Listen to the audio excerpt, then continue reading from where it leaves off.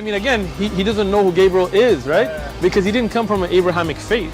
The people of Mecca were pagan. Quran is mentioned, if this book was from other than God, they would have found in it many contradictions. If a book is without contradictions, that has no bearing on whether it comes from God or not. I've had phone books that are inerrant, but I certainly don't think God gave them. That we believe without understanding. The brother asked a very important question, that most of the scholars say that listening to music, watching movies, and most of the television programs, they're haram. So how can we have fun?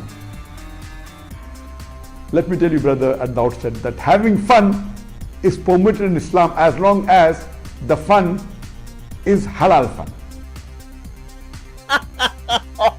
That the standard narrative has holes in it. The Prophet tells us because Satan or the devil sleeps over our nostrils. Those who oversleep and not pray Fajr on time, Satan urinates in their ears. I really do think Jesus was crucified and that he really was dead and buried. He thought that he was a son of God in the sense that he was specially chosen by God. I think Jesus really did think he was going to be the Messiah, the future king of Israel. I mean, that is, after all, why they crucified him.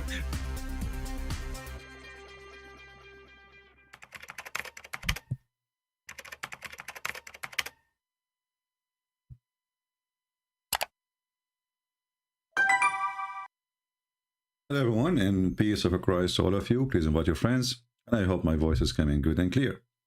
Today we are going to have halal fun, as usual. It's halal always to make fun of stupidity. However, it can be very costly, because stupidity brings other stupid action, which is terrorism. Yesterday, or 24 hours ago almost, we have a Muhammadan from India. He grew a long beard, and he is studying Islam in one topic just to refute me, And then he called me, and disaster happened as usual. Things happen. But I don't really care about this person. I feel sorry for him. Today our topic is the same, but with some questions, which is very important. If you remember, when this guy, he called me, he said the following, just to refresh your memory.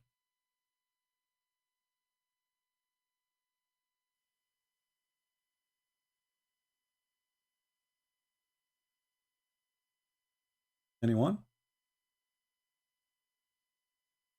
He will call me, and we will see. Skype is dead. Move the video a little bit. Okay. Here we go. Okay, actually, I'm calling you today for something I saw in your video from last week live. All right. And not about what you're talking right now. Can we talk about this black stone first, and then we go there, if you don't mind? I don't have expertise on this subject. You don't have any what? Expertise on this particular subject. Why? Aren't you a Muslim? Yes, I am a Muslim. I'm calling particularly about your prophet is the black stone? Again, I do not have expertise on this particular subject. I'm saying, so why you are not, so how come you are expert about a different story, but you are not expert in this story? What happened? You are growing your beard for no reason? Listen, you asked me if any Abdul who is confident or who is brave to call, whether it is at whatever level of knowledge he has. Let us make it simple. Have you ever heard, I will go to your topic, the one you chose, no problem. But have you ever heard that Muslims, and your prophet kissed the black stone? I do not want to talk about that. Can you respect that? Just give me a few, 1 minute from your time, your prices, like just 1 minute. What do you think about this? Give me any answer. You think it's right. Why your prophet kissed the black stone? Well, if I give you any information that's not appropriate, I will be held accountable for that. I do not want to be held accountable. You are a growing man. Yes. This is the problem with Muhammadans. They're afraid to say even their opinion about their belief. He will be held accountable. Well, what does that mean? He's terrified. So he want to talk only about specific thing. He knew now he is sure from the answer. The other one can cause him trouble. He can give an answer, but can be a problem later. Islam is savage religion, what will happen to you if you, let us say, you gave a wrong answer. But anyway, he insists, and why he insists? Because he studied that case only specifically today for me. Yes. Okay. Yes. So Listen, I want you to give here's me an the answer reason of a growing man. Here's the reason I want to talk to you about. Okay, Hmm. the Quran says, "I invite you to the way with certain knowledge, with knowledge of certainty." I'm not very certain about the questions that you're raising this week, but I have done my homework for the subject of al-Khidr, and I would like to address that. Yeah, but do you feel that it's fair for us to discuss on that? No problem. But you just said to me there's a verse in the Quran saying you should not believe in something is not certainty. No, I said I invite. No, he said the Quran says. He said the Quran says. You see, this is why Muslims, they prefer to speak to somebody else, because anything they will say is going to be used against them. He just said the Quran says, don't believe in things without certainty, whatever, blah, blah, blah, blah. And then I asked him, the Quran says that where, suddenly he denied, he did not say that. You just said that a second ago. This is why the Muhammadan, they enjoy talking to others, but they don't enjoy talking to me, because with others, they can put all the garbage you want. And the Christians on the other side is not even listening.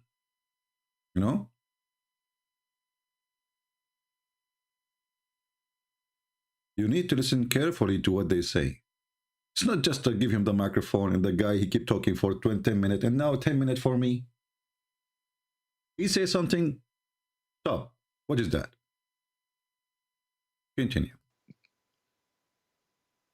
Yeah? I invite you with the knowledge of certainty. So when I've come here inviting you and everyone who's watching... So you have a knowledge of certainty. Okay, what is that? Go ahead. With respect to Al-Khidr in last week video, all right, you said a few things that were quite offensive, but keeping the offensive side, there were a few things that were logical. No problem. We are here. We give you freedom, my friend. To say that's all right. Allow me, not interrupt me. Allow me to state what I want to state, and then we can discuss about the other things as well. Okay. So, with respect to what was logical, is that you did raise a few logical questions as to why does Quran, which says that you should not kill an innocent, allow Khidr to kill, and why didn't Moses, who should have done something about it, didn't do anything about it? Okay. This you pointed out as a clear contradiction in the Quran. Okay. And that you raised a few questions about why was the innocent child killed, and that Quran teaches killing innocent children. I lost you. Yes? You said that Quran teaches killing innocent children. That was your accusation against the Quran. All right. This is referring to Al-Kahf, chapter 18, verse 74, that you referred back then, and you even pointed out to the verse where Musa, peace be upon him, was questioning Al-Khidr. All right. About killing the child. So before we move into the context, this is your claim that Al-Khidr killed an innocent child, and that Quran allows you to, or teaches you to kill innocent children. All right. And Musa being a Muslim, Al-Khidr being a Muslim, and the child being a Muslim, and Musa didn't do anything about it, while he should have done something about it, being the prophet and everything. So I want to take, back then you even kind of dismissed a lot of things that I could have talked about. So I did a little bit of research. So here's what I would like you to know. And all those who are listening, this is in context, Surah Al-Kahf in Quran, chapter 18, verse 65 to 82. This is the entire context. What you picked was one verse, which was verse 74, just to show that Musa was questioning someone, that he killed somebody. Okay. So looking at the context, let's first understand that this context is talking about Musa, who was being corrected by Musa alayhi salam, peace be upon him, being corrected for something he claimed. When he was giving a speech to his people, Bani Israel, they asked him a question, who is the most knowledgeable among the people? And he said, I am the most knowledgeable among the people. Reference Jami at-Tirmidhi, hadith number 3149. You can look it up if you want. You can do that now. You can do that later. I know it by heart. Okay. Great. And then Allah said to Prophet Moses that you should have attributed that knowledge to Allah. There are people who are more knowledgeable than you. So Al-Khidr was the person whom he pointed out to take the lesson. And when he wanted to find out how he can meet, he was given a detailed description. Okay, listen to this, guys. Moses is the prophet of Allah, supposedly. You see, Muhammad is a fraud. He lived with the Jews. Suddenly, Moses became a prophet in his agenda. He lived with the Christians. Suddenly, Isa became a prophet in his agenda. He lived with the Sabian prophets and gods. They became his gods in his agenda. This guy is like Obama. He is a Jew with the Jew. He's a Muslim with the Muslim. He's a Christian with the Christian. In the same time, he is an atheist with the atheist. And he is a homosexual with the homosexual. He is a straight with the straight. Muhammad is no different. So, Muhammad is a fool who heard the stories. Those are stories the Jews, they tell to their children. And they are not even, the story is not even like that. Muhammad, he mixed between two stories. One about a person, his name is Gilgamesh. And the other one is about a person, his name is Moses. And none of them is true. Both stories are fictions. And as usual, Muhammad, he take any stories, he like it, he put it in his book, and he claimed that Allah is the one who told him the story. If we look at the story, as this gentleman, he said, Moses, he said, I am the most knowledgeable. Allah, he got him busted. He says, no, you are not. You are not. Okay, who? He said to him, there is a person, his name is Al-Khidr. And now it's time to send you to school. Allah decided to send Moses to school so he can learn from Al-Khidr. That's what this guy, he said to us. Listen carefully again. I've done something about it, being the prophet and everything. So I want to take, back then you even kind of dismissed a lot of things that I could have talked about. So I did a little bit of research. So here's what I would like you to know. And all those who are listening, this is in context, Surah Al-Kahf in Quran, chapter 18, verse 65 to 82. This is the entire context. What you picked was one verse, which was verse 74, just to show that Musa was questioning someone, that he killed somebody. Okay. So looking at the context,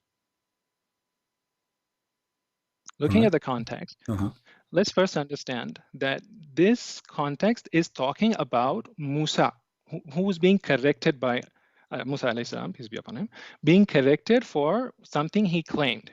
When he was giving a speech to his people, Bani Israel, they asked him a question, who is the most knowledgeable among the people? And he said, I am the most knowledgeable among the people. Reference Jami at-Tirmidhi, hadith number 3149. You can look it up if you want. You can do that now. You can do that later. I know it by heart. Okay. Great. And then Allah said to Prophet Moses that you should have attributed that knowledge to Allah. There are people who are more knowledgeable than you. So Al-Khidr was the person whom he pointed out to take the lesson. And when he wanted to find out how he can meet, he was given a detailed description. The description, which involves certain particular specific instructions that he should carry a fish, and when the fish disappears, like what? He should carry a fish in a basket, and where the fish will disappear at a point where the waters meet, you will find the person whom you want to talk to. So when the fish will touch the fountain of youth or the fountain of life, the fish will come to life, right? See, you are adding something to my context. Let me give you the context, and we can discuss about this thing as well, because we're talking about verse 65 to 82. That's a big context. But you are the one who mentioned hadith, right? It's you who mentioned hadith. So we can share hadith at the same time, correct? So as long as you mention hadith, I can share hadith. So you said he gave him a sign that you carry with you a fish, but you did not tell us what will happen to the fish. Is the fish going to come to life? The hadith specifies that where the fish disappears is where you will find the person. that Okay, but you're seeking. does the fish touch the fountain of life, water, and come back to life? See, hadith, it means whatever the prophet said. I know Okay, what the part hadith that is, my you're, friend. Why you are yes, trying yes, yes. to See. rephrase? I'm asking you. You asked me a question, I'm answering. You should allow me the freedom to answer it How properly. the fish will come back? All right, we will stop here, and I will open my Skype to give a chance to the Muslims to call us and tell us why Allah He sent Moses to school and what Moses he earned from that. Because you will see how stupid this religion is. And the reason we want Muslims to call us Muhammadans, and I want somebody he knows the topic very well, the smartest between you Muslims, Muhammadans. I challenge any Muhammadan to tell us, is this a story, is a smart story, or made by a fool?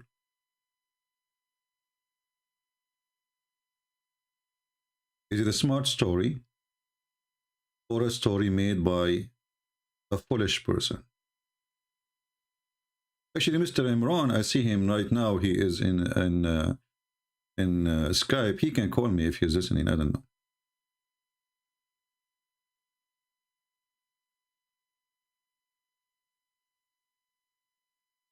Any Muslim can tell us what exactly Moses learned from this?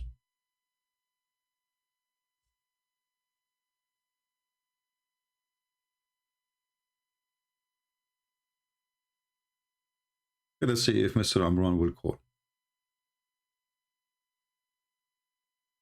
Any Muhammadan? Somebody asking me, what do you think about the Mormon? The Mormon are cult like Muhammad. Why you want to be confused? It's exactly the same garbage.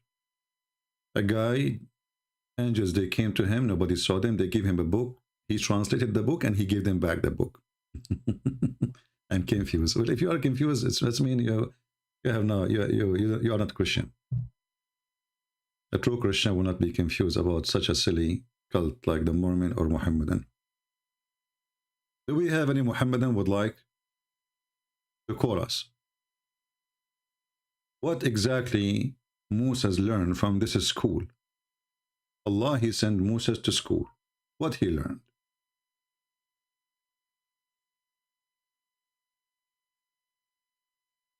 Waiting for any Muhammadan to tell us, let us go to the Quran.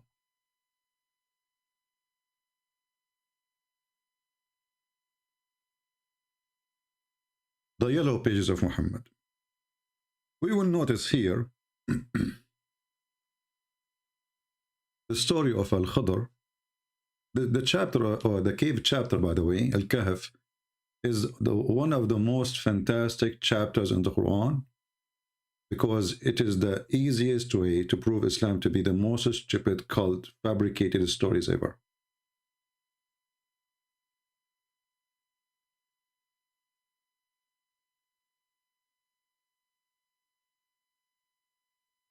Let us open the chapter.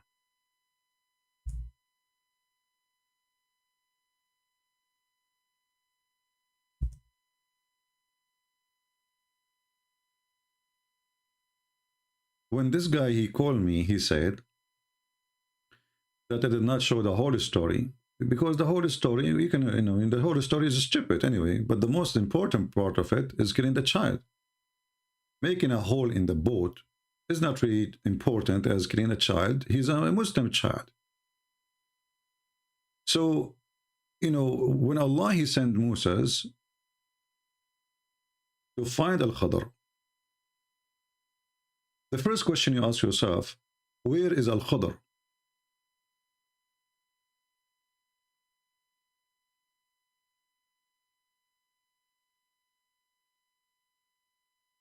And if you read the Quran, and this is the chapter 18 in front of us,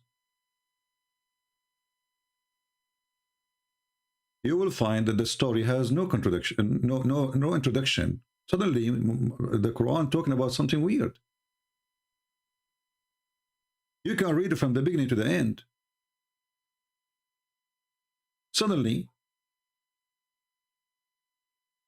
nothing prevented men from believing Now when guidance has came to them, okay, and from asking forgiveness, okay, accept the ways of the ancient.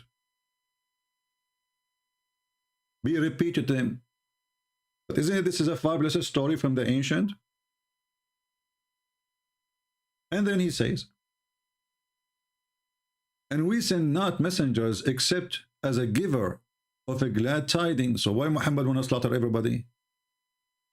Is that a glad tidings? I'm going to kill you.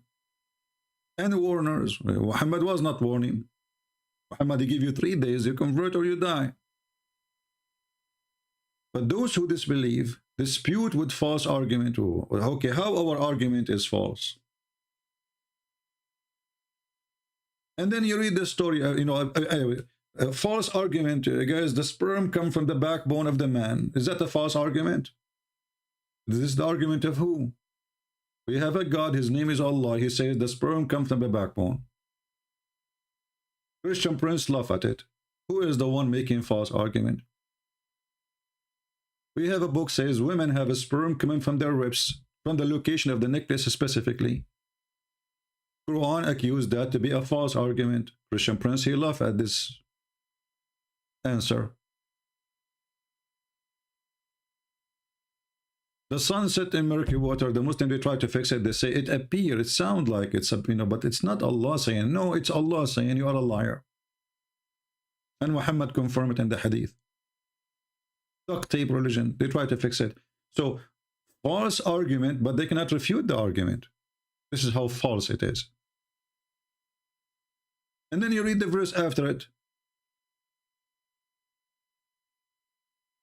This guy, he said to us, the story starts from verse number 56. Where is 56? There's no 56. I mean, there's nothing about Musa's here. Okay, we go to 57. There's nothing about Musa's here. Okay, we go to the number 58. There's there's nothing about Moses there. And then suddenly, you know, and here he says, and those towns, you know, like etc. He don't even tell us which town. Muslims, they have to add it between two brackets. We destroy them when they did wrong. Okay, but Muslims do not know where those towns are. It's just names. And then remember, suddenly here we go. Remember, okay, how they remember? Do those people know the story? Did anyone heard this story before? Yes, remember, that's why he's saying, remember, it's an ancient story, it's a fabulous story, it's a fictional story, it's a kid's story.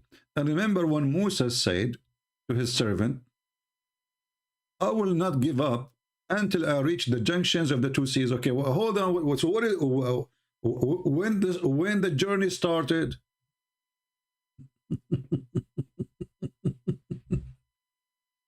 It's like, you know, going to the movie in the middle of it. And then they start the movie with saying, Musa saying to his servant, I will not give up. I need to find the junctions of the two seas. Like, so didn't we know who is this person first and where they are going? And where is the story? The guy, he told us that Musa, he made a speech. And then one person asked him, who are you? You know, are you, who is the most knowledgeable? Are you the most knowledgeable? He said, yes, I am the most knowledgeable. What is the story? The Quran jumped to the middle of the story. This is why when some Abduls, they say,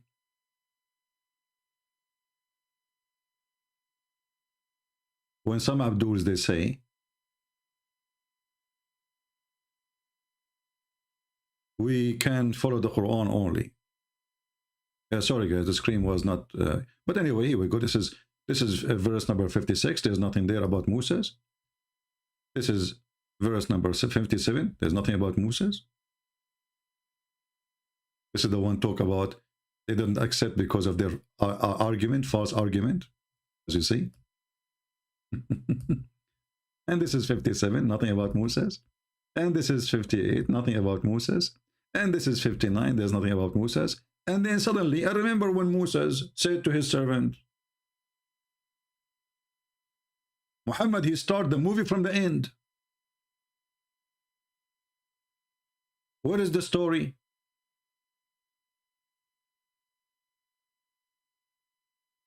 Are we following people? If Allah is telling us the story, shouldn't he tell the story? What is the story?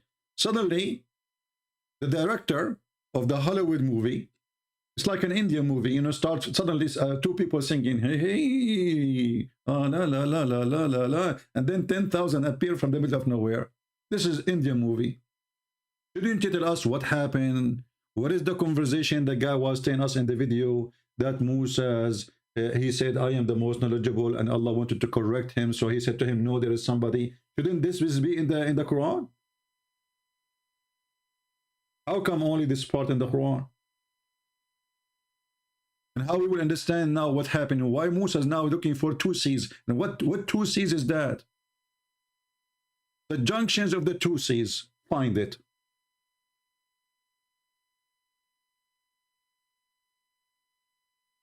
What junctions of the two seas? And then you go trying to find the junctions of the two seas just to show you the stupidity of the religion. If we ask the Muhammadan now, where is the location of the junctions of the two seas? The one Musa is looking for. Because there's many junctions. Is that Panama? Where is that? Is that the Red Sea? What junctions of two seas? What does that mean? Is that Constantinia? The Black Sea and the Mediterranean Sea? Is that the Red Sea and the Mediterranean Sea? Is that the Persian Sea? And what so we go to the interpretation. You will see the Muslims are putting their finger in their mouth and they are sucking it, trying to find out where is the place. So how Moses was able to find out? Now we have satellite. If you say to me, go and find Al-Khadr, okay, I will find Al-Khadr when you take with you a fish. This is what the guy, he said to us, take with you a fish. He did not even give him direction. He did not give him an address. He did not give him a name of a city. He says, go and find Al-Khadr. Okay, how we will find Al-Khadr? Take with you a fish.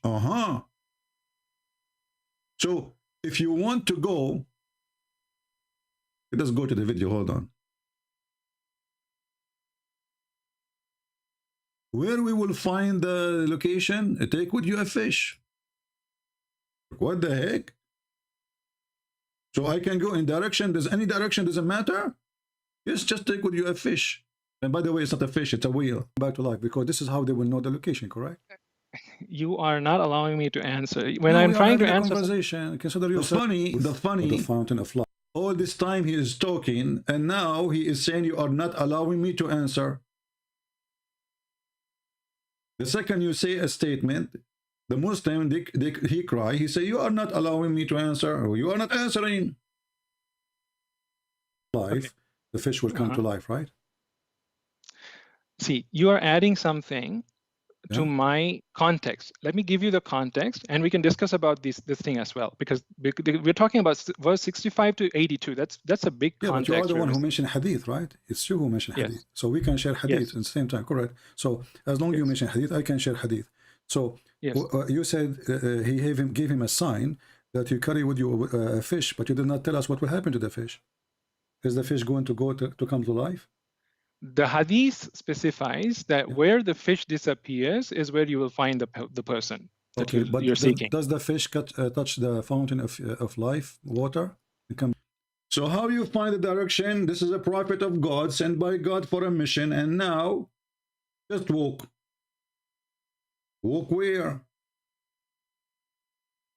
Walk in direction of Europe, direction of Africa, or direction of Asia. Where? Because remember, Musa is in the middle of the Middle East. So he can just go to the north. He is going to go to Europe.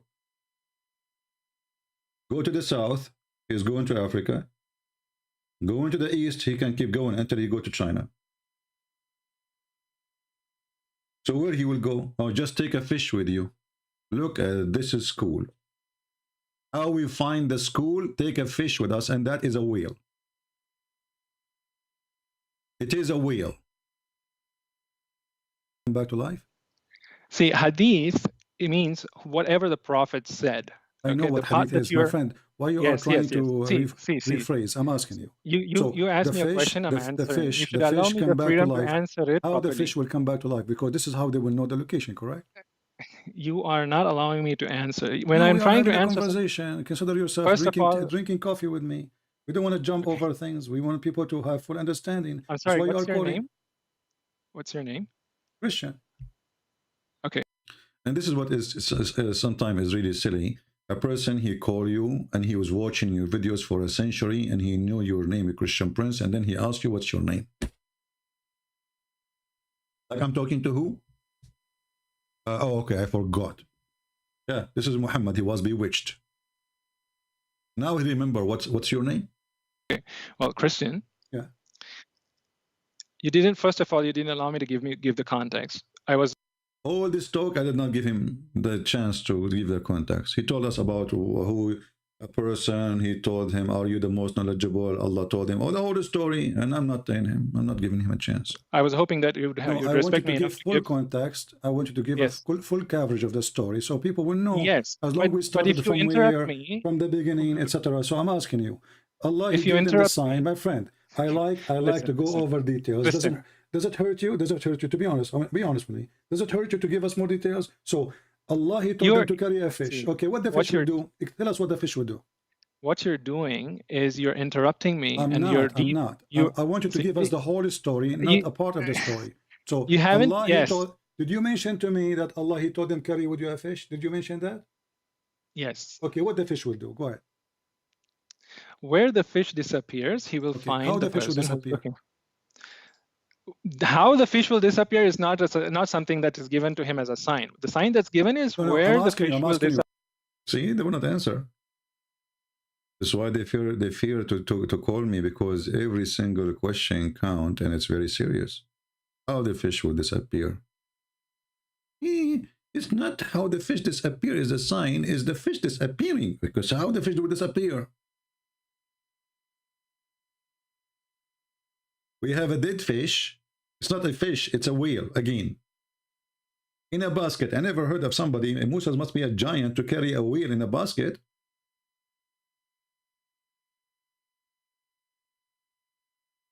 And the sign is, it's not important. The sign is the fish disappearing. And how disappeared is not important. No, it's important. You don't want to talk about it because it's embarrassment. Muhammad was teaching people that there's a fountain of youth, a fountain of life. And this is how people come back to life. Until now, we have zero Muslim trying to contact us in Skype. All right? They're afraid, I understand. So there is a fish. Okay, take with you a whale. This is what it says in Arabic. But the story started with saying, وَإِذَا قَالَ Musa, it doesn't say remember, by the way, and when Musa said, even the word not remember is not there. When Musa said to his servant, what is the word boy? Fata is young, anyway.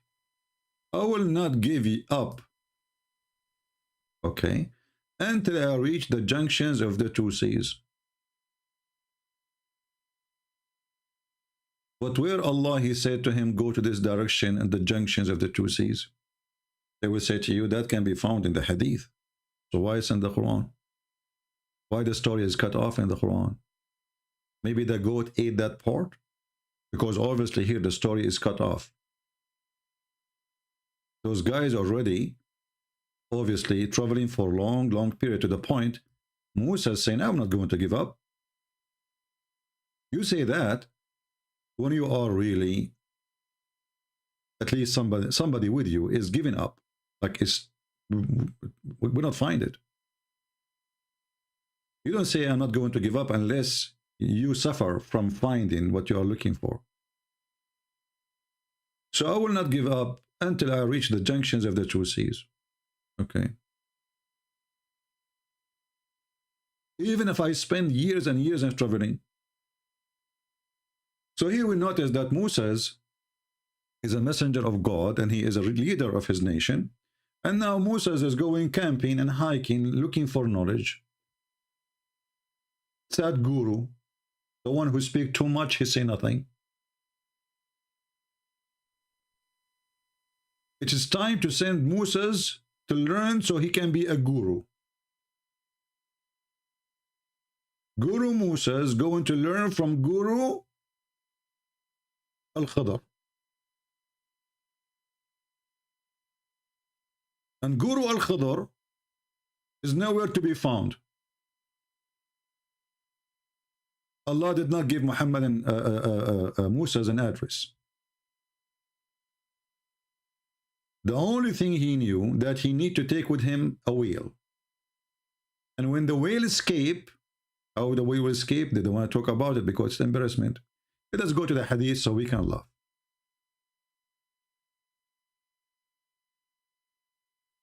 This is the story here.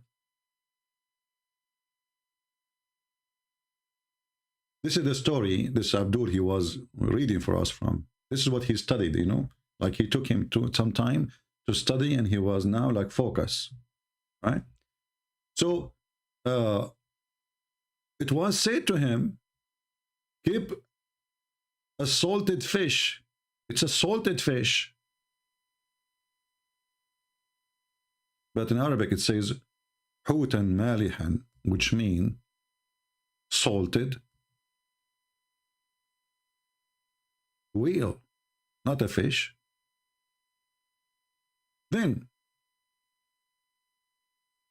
take with you salted fish. Okay, who said that to him?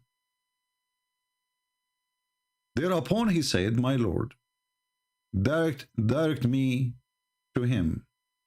It was said to him, supposedly Allah talking, keep us salted, we will go with the fish for now, as a provision for your journey. So the salted fish is to eat it. Okay. The place where that fish would be lost, you will find that man. Look at this amazing story. You take with you a fish, take with you a sardine. When the sardine disappears, the man is there. So he set forth where? Okay, well, take with you a fish to where? I mean, who is the crazy here?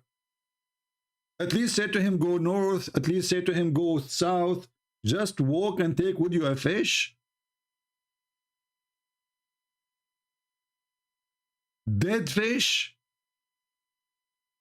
Shouldn't you say, go to Morocco, go to Egypt, go to Saudi Arabia at that time, the Arabian Peninsula? Anyway, just where he will go with the fish. Anyway, just take a fish. So he set forth, and a young slave along with him, until they came to the place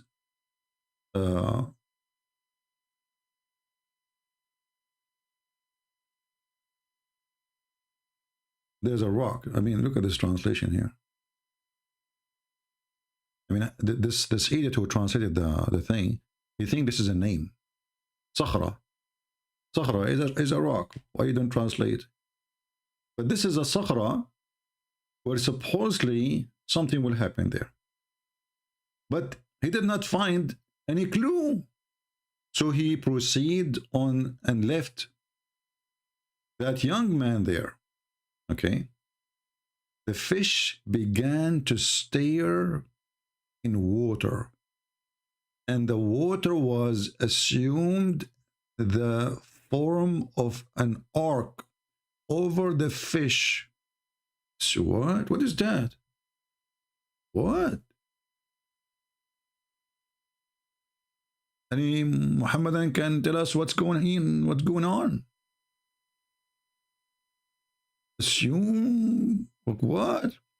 And so the fish began to stir in water, and the water assumed the form of an ark over the fish. Where is the water coming from?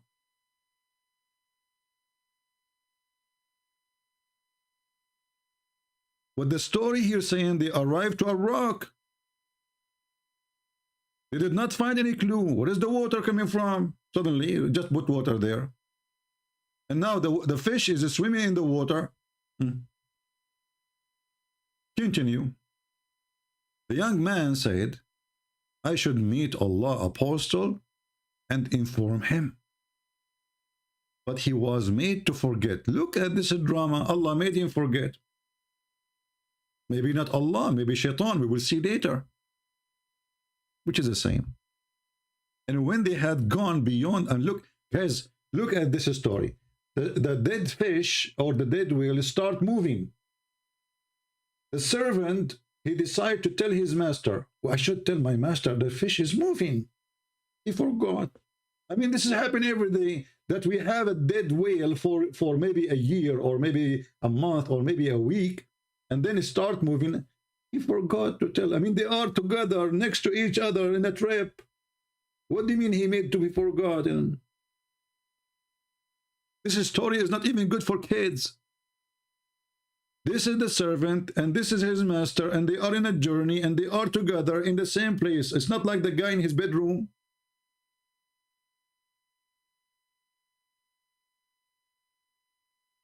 How he forgot? He was made to forget, brother. He was made. Allahu Akbar. Okay, so he saw the fish moving, brother, and he made to be forget to tell him. Okay. Conspiracy theory. Moses said to the young man, bring breakfast. Like, what the heck? Bring breakfast? It was morning then. Finally, there's some information. It was morning.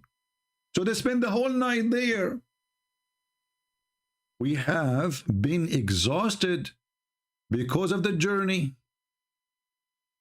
And Moses was not exhausted until he had crossed that particular place. Look at this, guys, how much energy he have.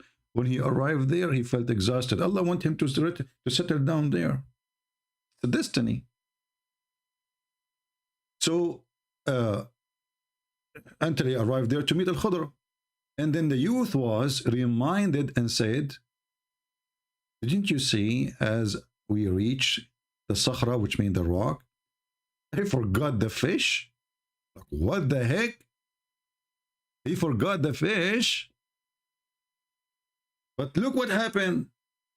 Moses is asking the guy to prepare a breakfast. Moses want to eat the fish, which Allah told him, keep it until you lose it. So Moses is breaking the command of Allah. He want to eat the only GPS he have.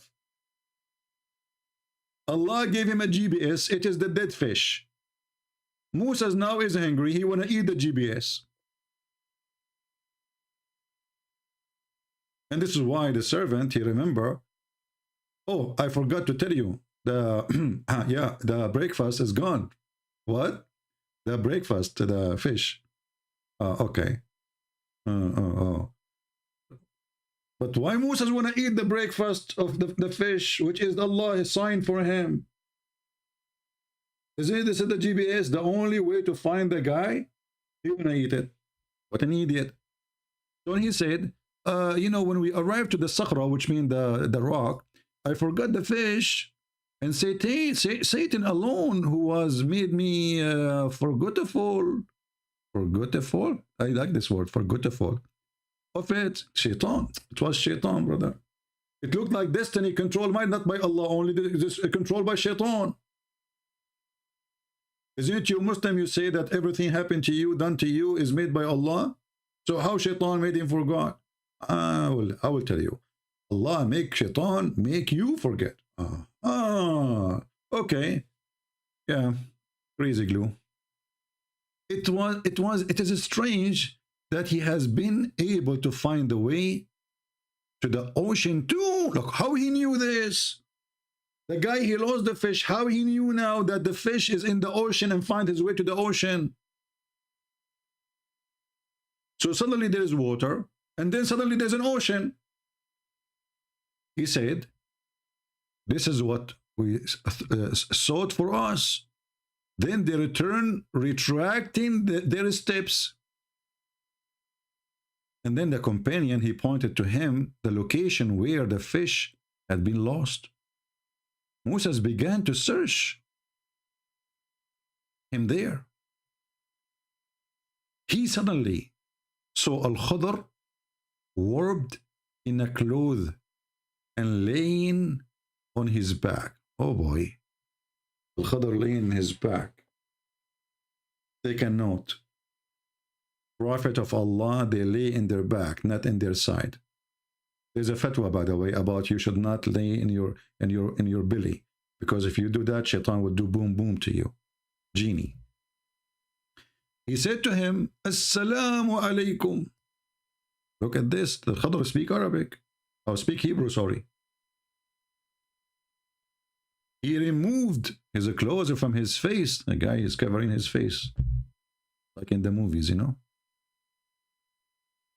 And he said, Wa alaykum salam. Who are you?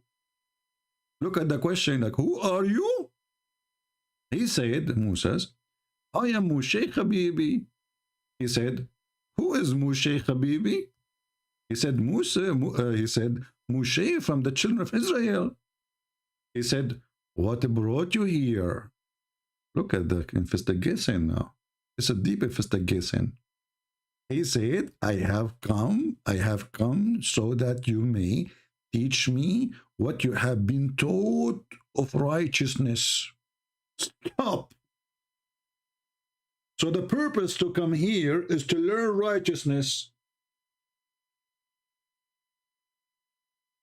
Any Muslim have a comment? Any Muhammadan? What is the purpose of Moses to come here? To learn righteousness.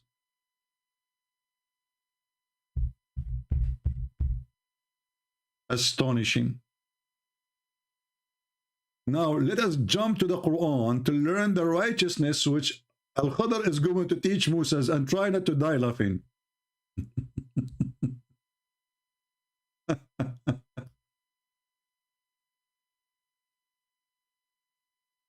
So when they arrive to the junctions of the two seas, which God knows where, actually, hold on. I wanted to show you where the junctions of the two seas, just to show you how the Muslims they try to figure out their religion.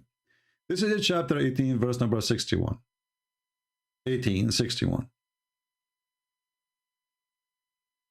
We go here.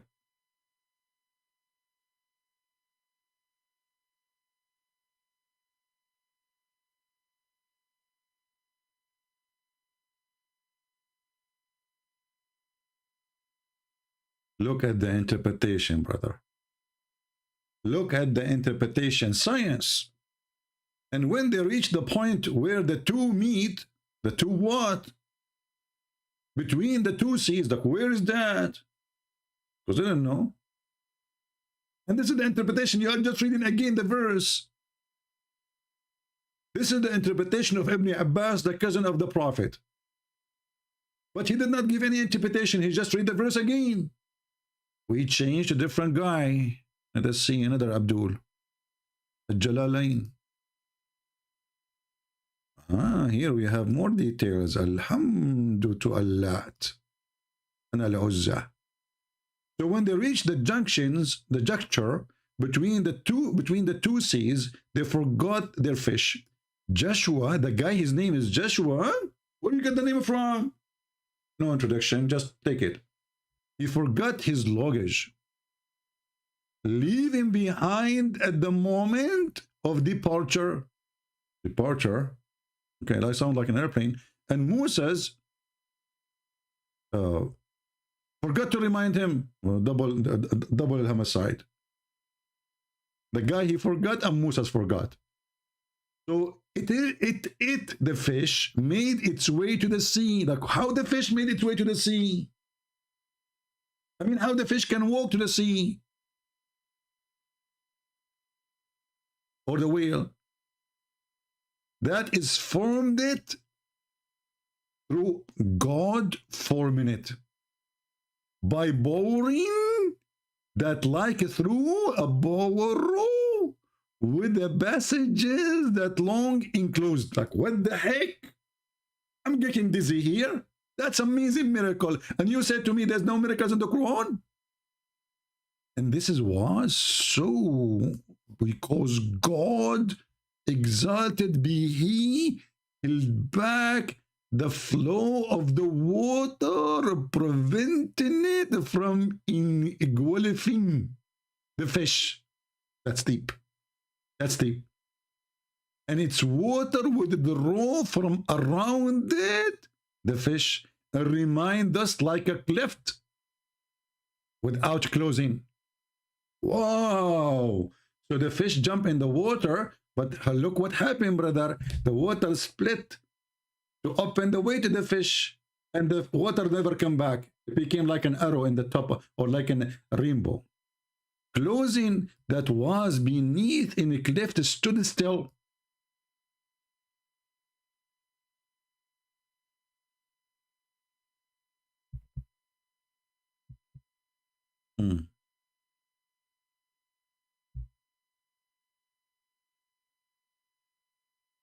You know what? I think this is not enough. I need to see what Ibn Kathir he say about this. Hold on. He is smarter than those because he is coming from a newer generation. He's like a YouTuber of his time.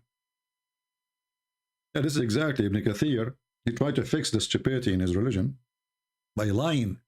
The biggest liar ever, Ibn Kathir. He is the YouTuber of his time, trying to refute the Christians and how they laugh at him. I mean, Muhammad. So we go, let's see, I will put it in the screen for you. Give me a second. We go to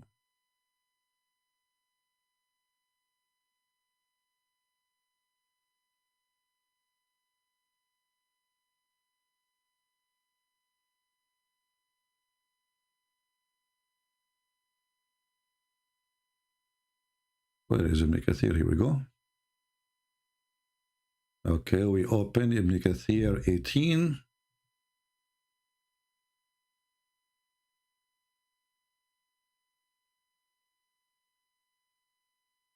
It's fun, isn't it? I'm sure many of you now feel like, you know, going back on time when you were a kid watching Mickey Mouse.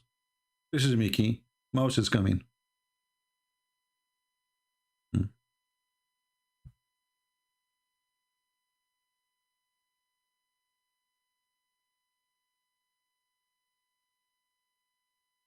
Okay.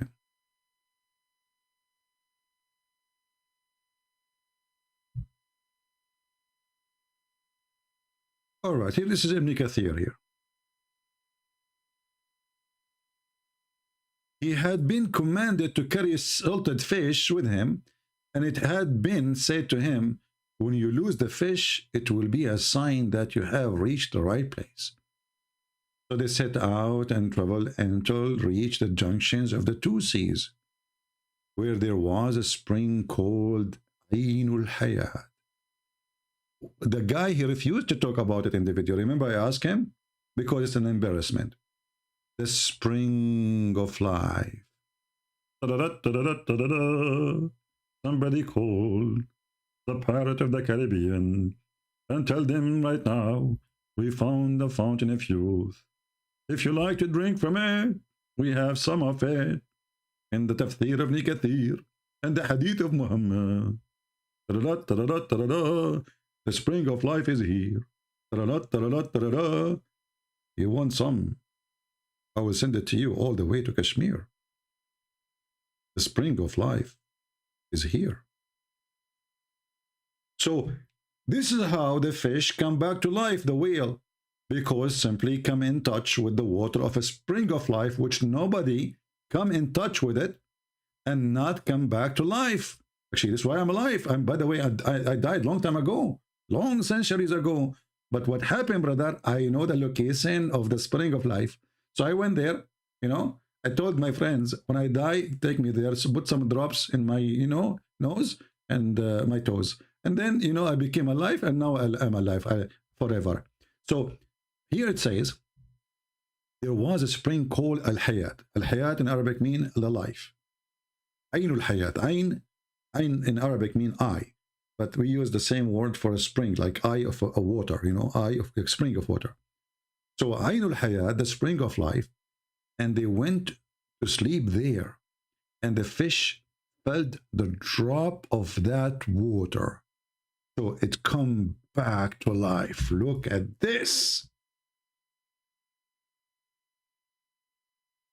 Look at this. Hold on. I want to go back to the Quran. Is that the Quran who says that we Christians, we have false argument?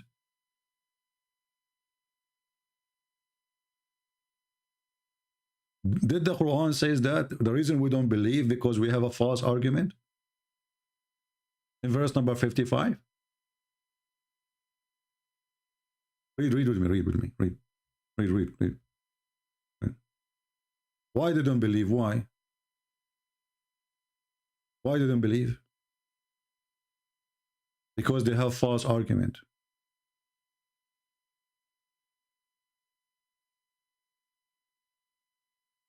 It's obvious. It's us who have false argument. Muhammad is telling the truth. Allah is a true God. There is a fountain of youth.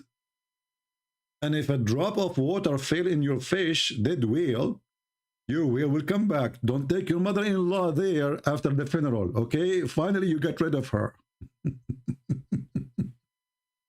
What the heck? And supposedly we are the one who have a false argument.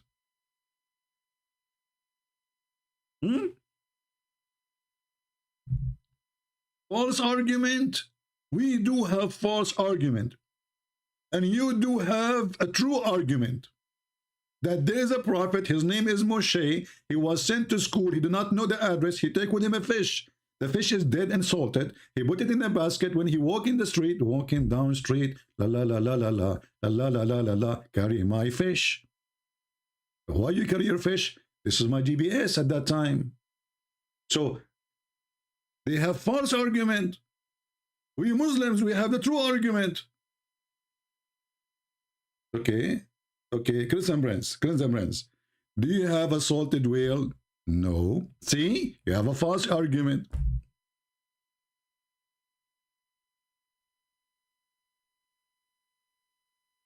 Now, being honest with you, how many of you is convinced that Quran is coming from the true God? It is from the true God, brother. And actually, that Abdul, he said to me, I take only what the prophet said, that the guy who said the fountain of youth or fountain of life, it was a guy, his name is Sufyan. Go back to the video, please.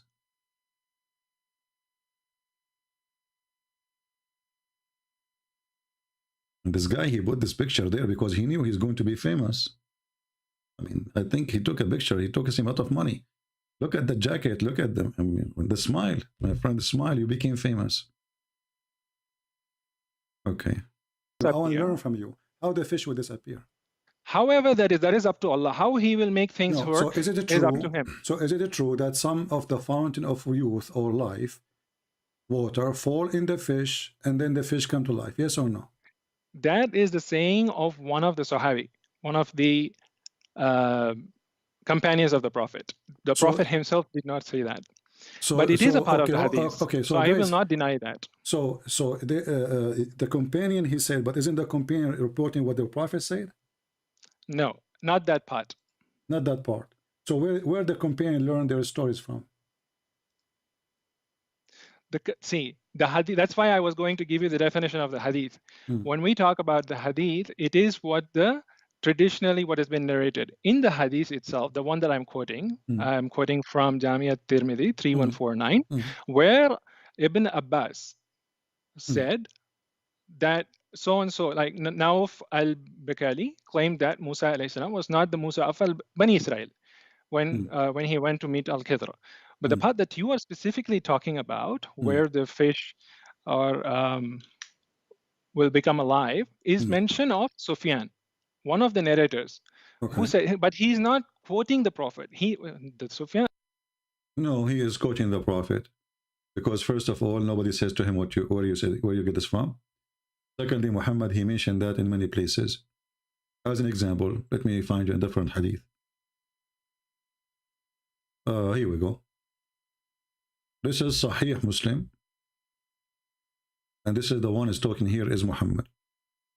Sahih Muslim 182a, as you see in the screen.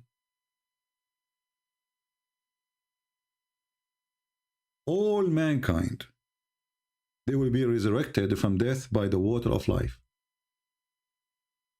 which is going to be ejaculate. And this is why this guy, you remember this guy, what his name?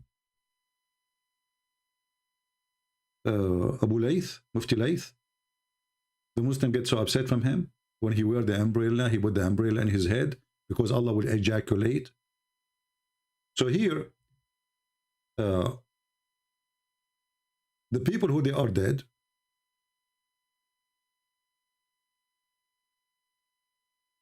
will sprinkle over them the water called the water of life.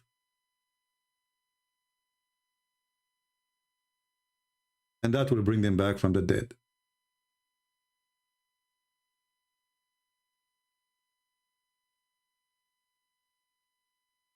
And when they pour the water of life on them, they will come down, they come up like the same as a plant come from the ground.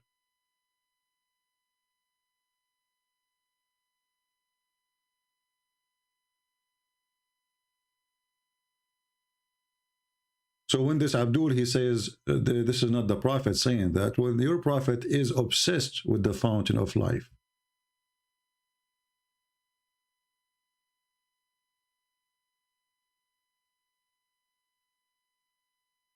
And if you go and read the story of Gilgamesh, you will see that Gilgamesh was looking for the fountain of life, and he found it in Al-Bahrain, exactly as it says in the Quran. You see, in the Quran, it says, they translate the word Bahrain as the two seas, but in Arabic is not two seas. It means two seas, yes.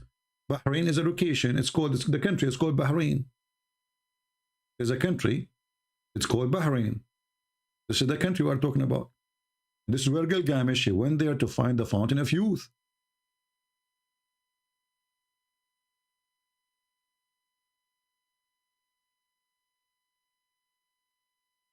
So here, when it says, I remember when Musa said to his boy servant, I'm not going to leave until I arrive to the, to the two seas. The fact it is Bahrain in Arabic.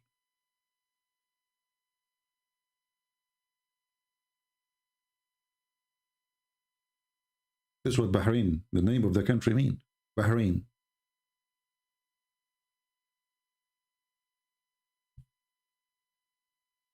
And this is where Muhammad, he got his story from, proving to us again that he's a fraud. And then, the title is our video. Until now, there's not a single Muslim there to call us. Take a note. Even I text the guy, he was online. I text him to call me, Imran Fazil. He went, actually it says available. Let us call him, Maybe we can get him for a dinner.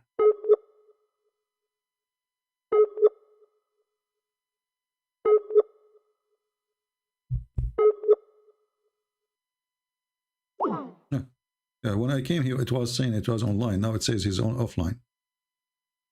So the story here that Allah, he sent Moses to learn to be righteous. But then we find that Moses is not learning righteousness. He's learning evil. Because Al-Khadr, and by the way, his name is Al-Khadr. How many of you knows what Al-Khadr means?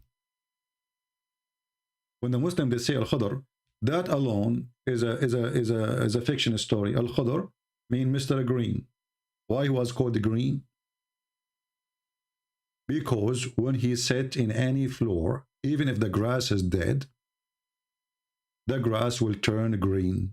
Why is that? Because he drank from the fountain of life.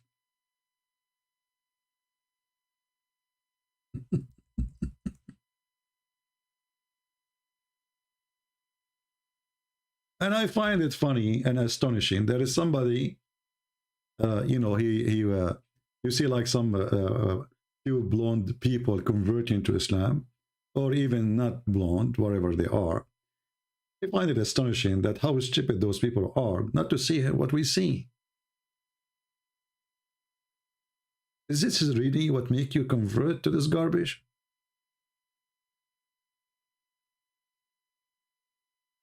Why Al-Khadr, he was called Al-Khadr? Any Muslim can tell us? Is it true because he drank from the fountain of youth?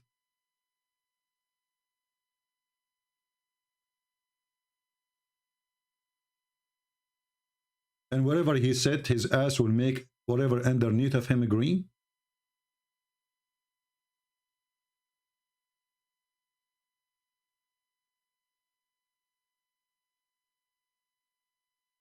Let us find the hadith. Here we go. This is Al-Bukhari. They will say to you, it's weak, this is weak, this is weak, this can't be true. Prophet, he did not teach us stupid things. This is not true.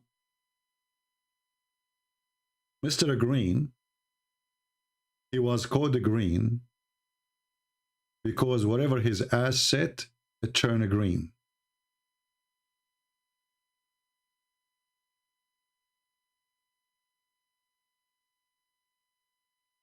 Negla, he's saying, why do you always deflect criticism of your religion?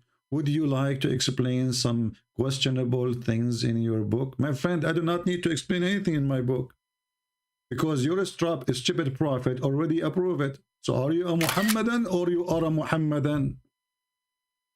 Can you explain some questionable? No, I will not explain it because your prophet, he says, I believe in thee and the one who sent thee. So you should question your prophet when you question me.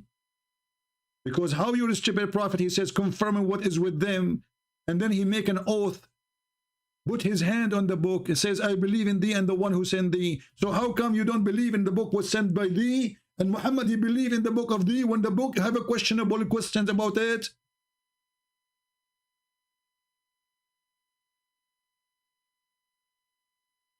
Are you afraid to show the proper narration? Abdul, this is Al-Bukhari. Proper narration. Here we go. Are you afraid to show the proper narration? It's Al-Bukhari, Abdul. Are you afraid to show the proper narration? Just go. Just let your dad talk to me. So the Prophet said Al-Khadr was named so because he sat over the barn, white land turned green. The plantation after he sat over it. Brother, Al-Khadr, he dropped from his ass the fountain of youth water. Not only he drank from the fountain of youth and he alive until now. By the way, Al-Khadr, according to Muslims, he attended the funeral of Noah, and he was in the funeral of Moses, and he was in the funeral of Muhammad. Just because he drunk. Just get out of here, Nagla. Show the chain, get out. Get out, stupid idiot. This is your business, go. We have no time for stupidity. So show the chain, show the chain. Show the chain. So if the chain is not good, why you write it there, chain? Show the chain. Silly, stupid people, unbelievable. Don't get married, please, don't get married. I feel sorry for women. I mean, imagine you are a woman and you marry a husband like this. Oh boy, no, please, no, please. That is the biggest penalty. If your mother hates you really, she will wish you to marry a fool. Because you will wish to disappear every day. Oh boy. My husband is so smart, he's so genius. Why you don't show us the chain? Okay, this is your chain, you idiot. You are one. Didn't you see it before you put it in the book? So you Muslim, you don't see the chain? What chain? Well, you remind me of the story of the guy, the Middle East, my cousin, Saudi. He went to school, and Saudi Arabia didn't teach philosophy. It's haram. I don't know about now. So he went abroad and he went to school, and there's a class about philosophy and logic. So my cousin, he asked the teacher. He said to him, "Sir, what logic mean? What logic mean?" The teacher, he said, logic is about knowledge or learning, investigating, so we can learn something from something else. My cousin, Mr. Abdul, he got nothing from this. Like, what? What does that mean? The teacher, he insists to give him an example. So he said to him, as an example, I will ask you a question, and from that question, I will know more information about you. My cousin, he agreed. He said, okay. He said, do you have a chain at home? My cousin said, yes. The teacher of philosophy and logic, he says, as long as you have a chain, that's mean you have a dog. My cousin was like, what? Yes, I have a dog. The teacher, he said, as long as you have a chain, you have a dog, that's mean you have a yard. Cousin, he said, wow, yes, I have a chain, I have a dog, I have a yard. As long as you have a chain, you have a dog, you have a yard, that's mean you have a nice house. He said, absolutely, yes. I have a chain, I have a dog, I have a yard. He said, as long as you have a big house like this, have a yard, etc., your mother will take care of it. He said, yes, my mother is for sure taking care of it. Need a lot of work. He said, as long as you have a chain and you have a dog and you have a yard and you have a nice house and your mother is taking care of it, that means your mother is a decent woman. My cousin was like, wow. So he said to him, the teacher, see, from the chain we learned that your mother is a good woman. My cousin, he loved it. So he went in the street. The first one he saw, he asked him, do you have a chain? He said to him, no. So he said to him, your mother is a whore. Because this is how they learn logic. The teacher, he just taught him that the one who have a chain, his mother is a good woman. Obviously, the one who don't have a chain, his mother is a whore. Welcome to the Abdul logic. Aren't you the one who put the chain there? Isn't it this is your Sahih Hadith? Isn't it this is your translation? Isn't it this is your website? Show me your chain, I will tell you who you are.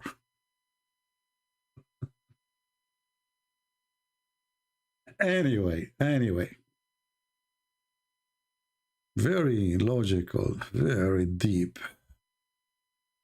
So anyway, maybe we should cut this video, make it 2 videos. Like this one is about a comedy about the fabulous of Muhammad, the fairy tales, you know. Yeah. Anyone dare to call me? Be honest. What are you afraid of from? What are you afraid of from? What you will lose anyway? Your dignity? Are you afraid to show your stupidity? There's not a single one of you is smart to speak to me. The truth hurt. And listen.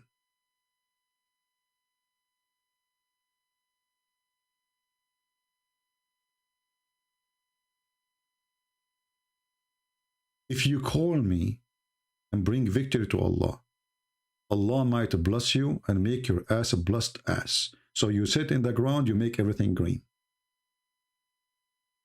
You know what? Why we don't invite Al-Khadr to Saudi Arabia, which is a desert, or Iraq, or many lands? They are all desert. Most of Islamic countries are desert. Well, you know, just let him sit with his ass in the ground. Just move him from place to place. He get from the car, he sit in the floor, he make it green. Listen, by sitting he made it green. So imagine if he put some fertilizer from his bum. I mean, you can imagine. It's going to look like Indonesia. It's going to look so green like Indonesia. Why? Because now he put poo-poo. Because he just sit on the ground, it turn green. So can you imagine what will happen if he do poo-poo? Just imagine.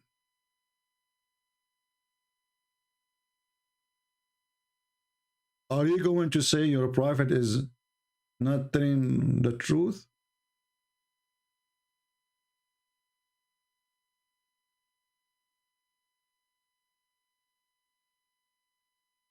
Guys, are you having a good time? Don't forget to give us a like if you like us. Don't forget to give us a dislike. If you are a Muslim, by the way, if you are a Muslim and you give us dislike, Allah will give you women with big boobs. Get the big boobs and give us dislike if you are a Muslim. If you are a Christian, sorry, I cannot give you big boobs.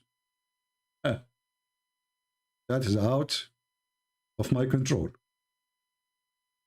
I mean, look at this religion. It's very convincing, brother. It's very convincing. If you believe in this God, Allah will give you big boobs, women with big boobs. What do you want more? What anyone want more? I mean, what life is about? Big boobs mean a lot of milk. Alhamdulillah. I mean, why they have to be so big, man? I mean, if there is something wrong, isn't it Allah who created the small and the big ones anyway? Are you saying to me that Allah, when he created the small ones, he made them by mistake? What the heck with this? You know what? I can increase the view of my videos just by making a promise of big boobs. If you are a Muslim and you like to earn the big boobs, share my link. Booby, booby, booby. This is God.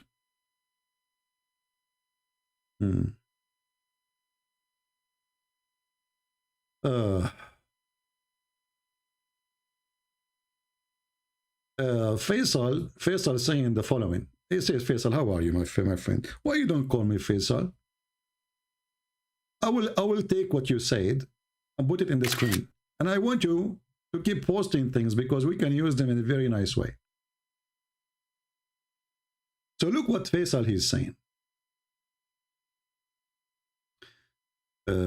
فيصل المطيري هي مطيري انت مطيري شنو هذا يقول قلنا احنا قرايب يا مطيري فيصل المطيري CP, you are a shame and disgrace to your family.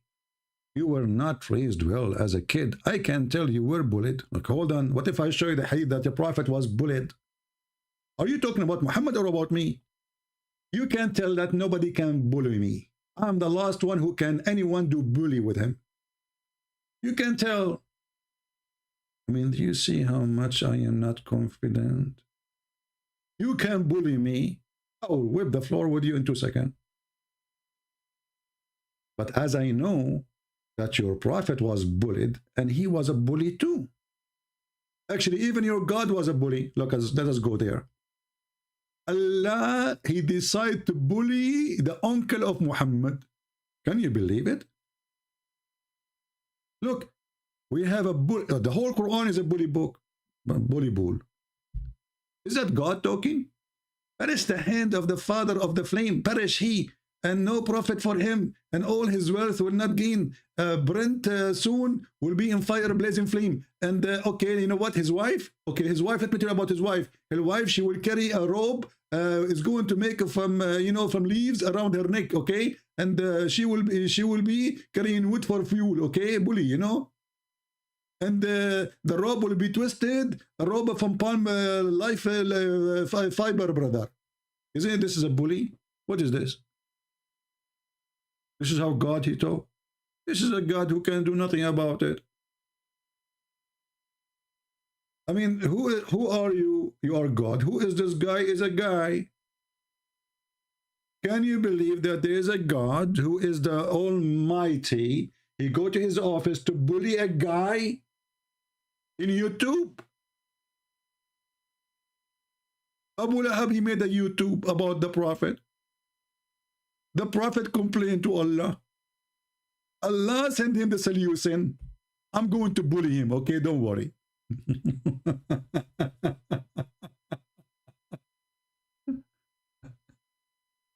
Who wants some coffee?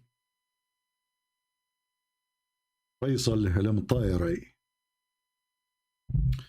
You know, Faisal al-Mutayri, you remind me of a guy, his name is al-Mutayri too. He went to the movie first time, and then when he get out, they asked him, how was the movie? He said, he hisket. By the time I finished watching the movie, by the time I finished saying Assalamu alaikum and shaking hands, the movie was over. I think this is you. I remember you now. The guy, he come at the end of the movie saying to me, you must be bullied, huh? He's trying to find it. See, this is philosophy. This is philosophy. The guy, he thought about it. Why this guy is laughing at the Quran? He must be bullied. That's deep. That's so deep. Or so good, my friend. Do you want to be an admin in our chat? Faisal? I can make you an admin. You can bring your 4 wives with you, you know, to help you. Bully. And, you know, to talk about bully, like not to forget that Muhammad, is God. He made the verses in the Quran to bully the wives of Muhammad. What the heck? Yes, brother. Unbelievable.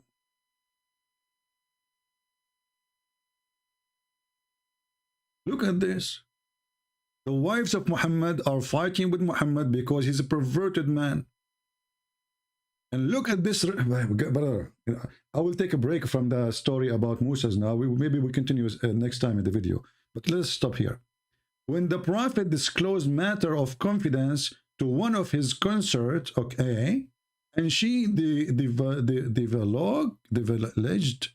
don't know how to read this word, sorry, I'm an Arab, to another, like what the heck?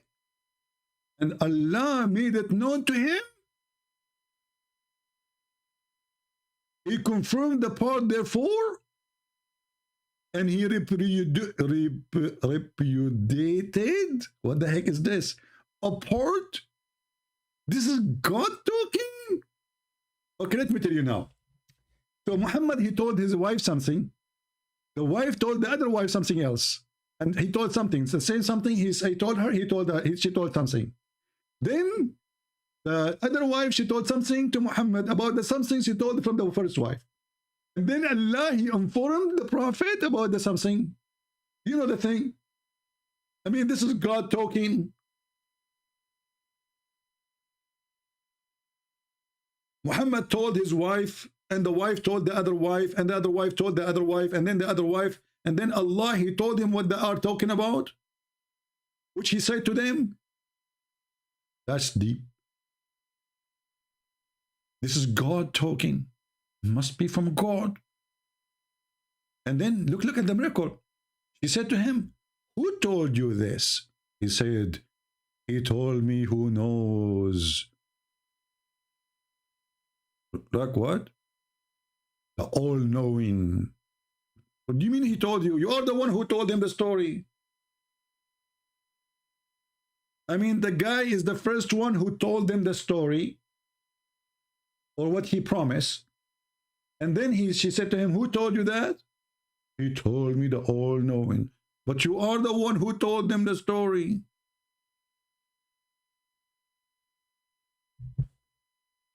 And then Allah, he made a threat, a bully threat.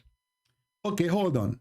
If you don't repent to Allah, okay? If you don't repent to Allah, and your heart still inclined, and you know, if you don't repent, Allah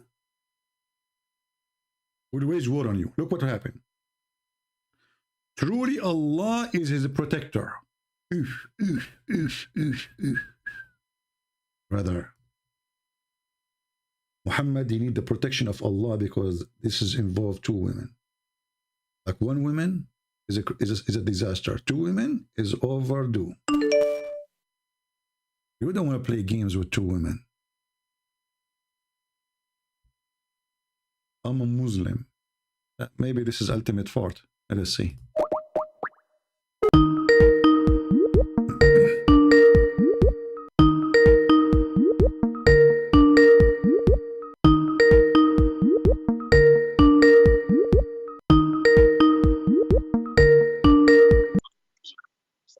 Hello?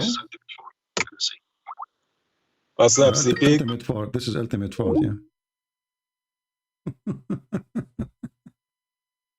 I'm a Muslim. You are not a Muslim. You are the last one to be considered a Muslim. You don't believe in the Quran. You don't believe in the Hadith. You don't believe in Arabic. You believe the Arab are stupid people, so your prophet is stupid. Do we have any Muslim? So Muhammad, he received a verse from Allah saying, truly Allah is protector. And who else? Allah is not enough. Allah is weak. And Jibreel. Look at this. Let us count together. Who is going to join the army to fight two women? They are 5 foot tall. Brother, it's not easy. The war was big. Truly Allah is his protector.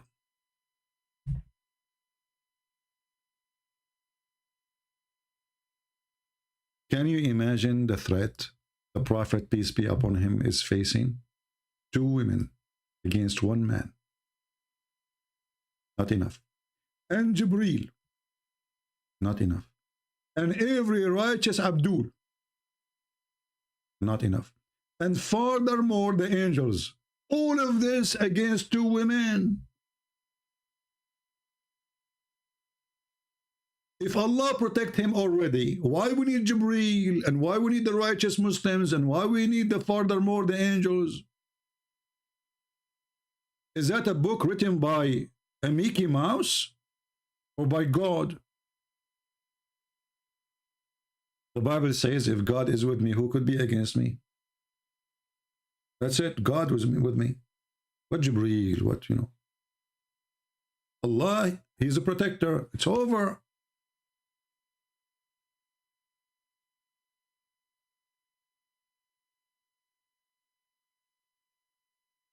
Shall we go to the title about what Musa he learned? Or we should make it in different video, like make second term video. What do you think?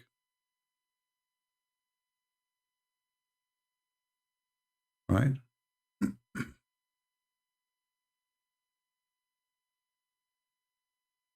A Christian Prince fan channel. My friend, you are acting like the Muslims now. You are trying to change our topic to make it about something else. Secondly, how many times we say that if a Muslim, he quote a verse, read the chapter and you will see it's not what they are saying. Why you are being foolish? People are foolish. Are you trying to make Islam escape the humiliation now? So you want to talk about the Bible? That's what the Muslims do. They just talk about your Bible because you don't want to talk about his Quran. It's embarrassing. Some Christians are no different. They are the same. Foolishness is their signature. When we are done, we say, you know, let's talk about other things. We can do that. Why in the middle, you know? The Muslim they say, who cares what the Muslim says? What do you expect the Muslim says?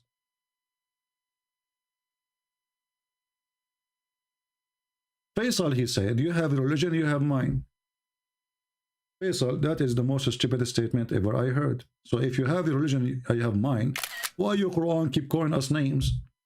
And why your Quran says kill the Christians and the Jews?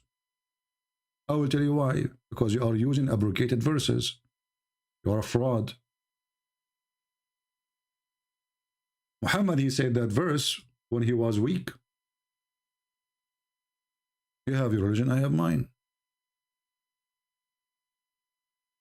And as long as you mention this, just to show you how stupid Muhammad is. This is the chapter of Al-Kafirun. Muhammad is a prophet of God, the Muslim they claim. The prophet of God, he received messages from his God. That's wonderful.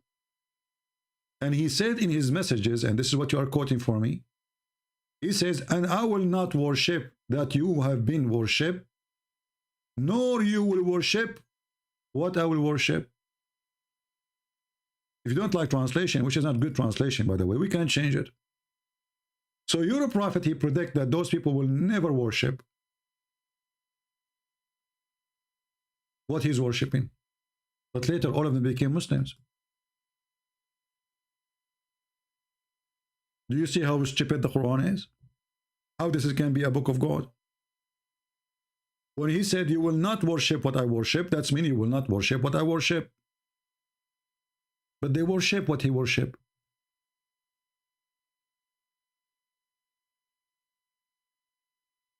Do you see it? Go and read the book. It's called Asbab al-Nuzul. Or read any interpretation. He was speaking to people who later all of them became Muslims. So how he said to them, you will not worship what I worship, and I will not worship what you worship. And later all of them, they worship together the same what they worship. Stupid Quran. Copy-paste people. Nobody want to use his brain. Your brain is not useful the same as the ass of Al-Khadr. The ass of Al-Khadr, may Allah bless his ass, obviously his ass is blessed, is more useful. I did read the whole chapter. What the whole verse, idiot? It says, you will not worship what I worship, and I will not worship what you worship. You have your belief, I have mine. Later, all of them, they worship what he worship. Idiot.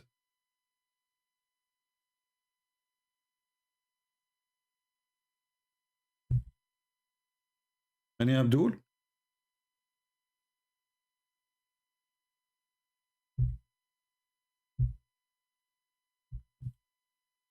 Anyone?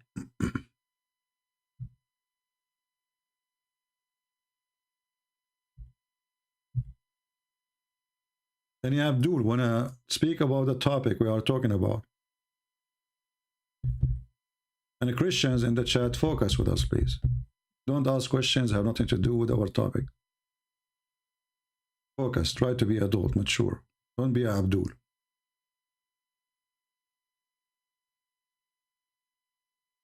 Any Abdul?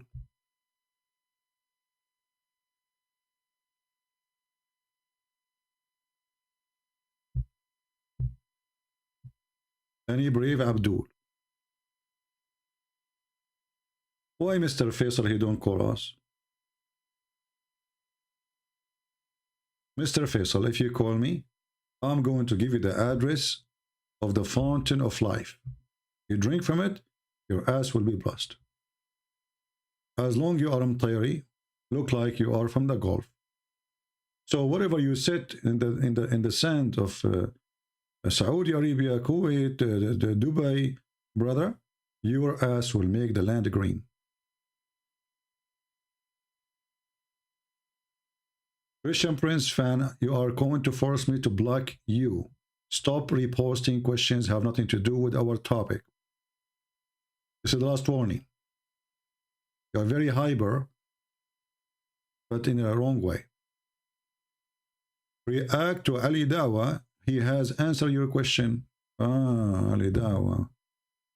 He answered my questions. Yeah, he did. So Ali Dawa. I never saw Ali Dawa dare to answer my questions. What about you give me his Skype so I can call him? I want to hear the answer of the questions. All what I know that Ali Dawa was crying for people leaving Islam, asking people for donation, brother, because he is the only one who can save Islam from people leaving Islam. Did you hear what Ali Dawa he said, brother? Hundreds of thousands of people leaving Islam, brother. Leave Islam every single year. It is going to become... What? Every single year, what happened? What happened every single year, brother? No way. Researchers show that over 100,000 Muslims leave Islam every single year. This is what Ali Dawa said. And I assure you, 99,999 from them, they leave Islam because of me. This is your Ali Dawa. As a kid. Just want your donation. And all this drama is about what? Donate for us. Donate for us. A person who love Allah, huh? Okay, you want to defend Islam, why you are, okay, so the reason he is scaring you that a lot of Muslims leave Islam, so you can make a donation. Scam.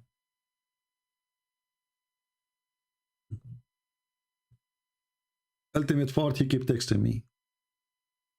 He is desperate. He don't even know how to name to choose names. And look, it's going to be a tsunami. It is going to become an avalanche. 24% of Muslim youth are leaving Islam. A tsunami. Brother.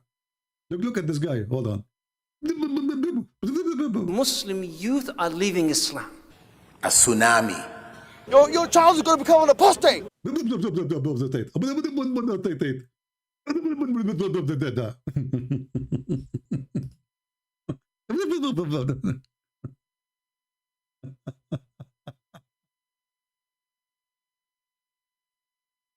Abdul, I challenge all your Abduls to give me their Skype. I will call them right now.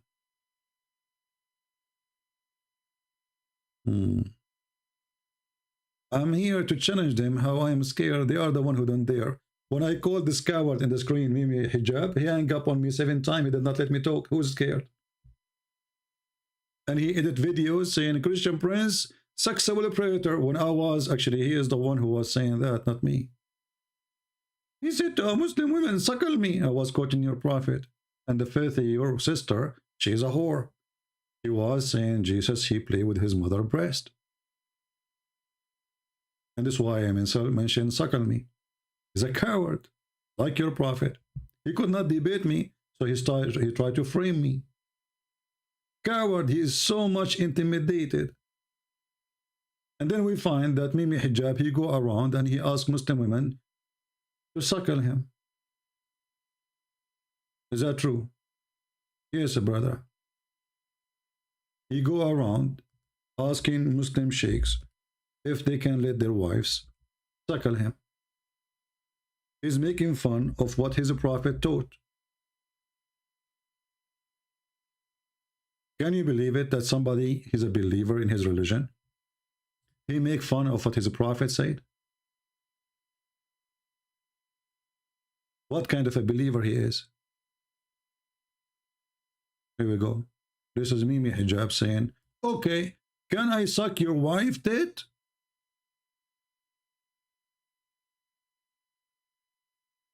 You see the cowards? They could not debate me. They tried to frame me. Sexual predator, Christian Prince. Why? Because I'm quoting your prophet and your wife, your sister, she was filthy, insulting Jesus. It's in front of you. Are you afraid? Are you afraid of what Mimi Hijab is doing? Okay, can I suck your wife tits? He's speaking that to a sheikh. His name is Muhammad. He's not asking, he's not saying that to a Christian. He's saying that to a sheikh. A sheikh who defending Islam, saying, well, this is what the prophet taught. And not only that, actually, this was verses in the Quran. Breastfeeding and suckling for adult was in the Quran. The Muslim, they claim that a goat ate it. I believe that the one who ate it is Mimi Hijab and people of his likeness. They were ashamed of it. And I will tell you why this is a lie about the goat eating the verses. Don't the Muslim, they say that we memorize the Quran by heart? Correct, people? Don't they say that? Okay.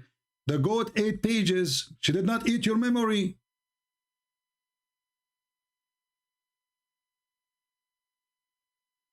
Did the goat eat every single Muslim memory, or ate 1 page or 2 pages or 3 pages in the Quran?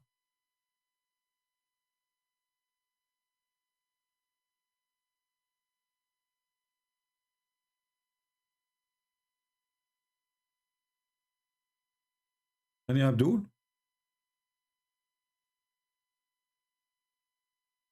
Obviously, this is the Muhammad, and they decide to delete it.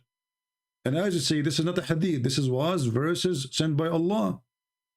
The verses of stoning to death an adult 10 times. Adult 10 times was revealed.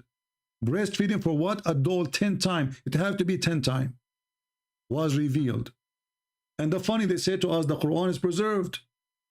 Who is a Muslim can recite for us the verses of a breastfeeding for adult 10 times?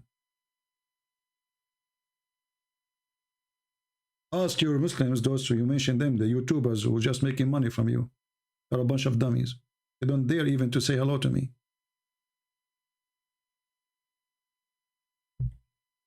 The meaning of life?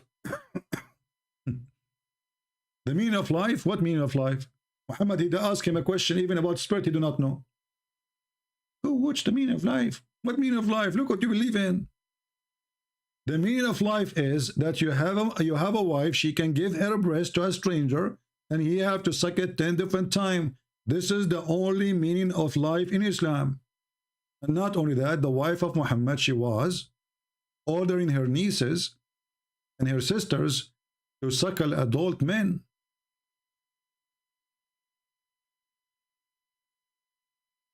Is that true? Read and laugh. And this is Sahih. Yahya related to me from Malik, from that the wives, the Aisha, the wife of Allah Prophet, bless him and grant him peace, admit those who him, her sister and daughters of her brothers had nursed. How they do that? She opened an office for breastfeeding. Her sisters and her nieces, they take off their breast, put it in the table, because they're big. They can't carry them. They're heavy. And then anyone want to meet with Aisha, he have to suckle the breast of the sisters of Aisha.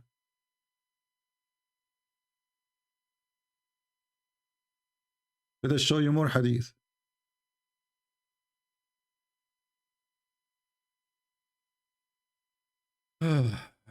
What a stupid religion. This is religion. If this is religion, what is this stupidity?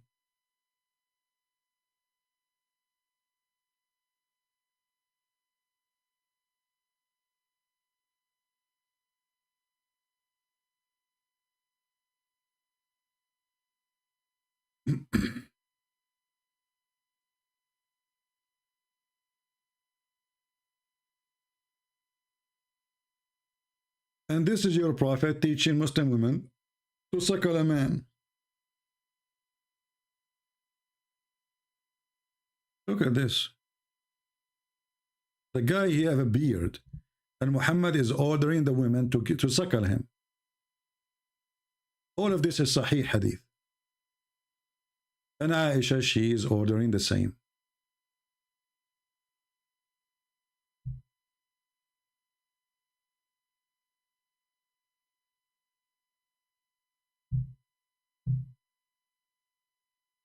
Can I call you and talk about other subject? I'm a Muslim by birth. Maybe this is, let us see, false Muslim or ultimate.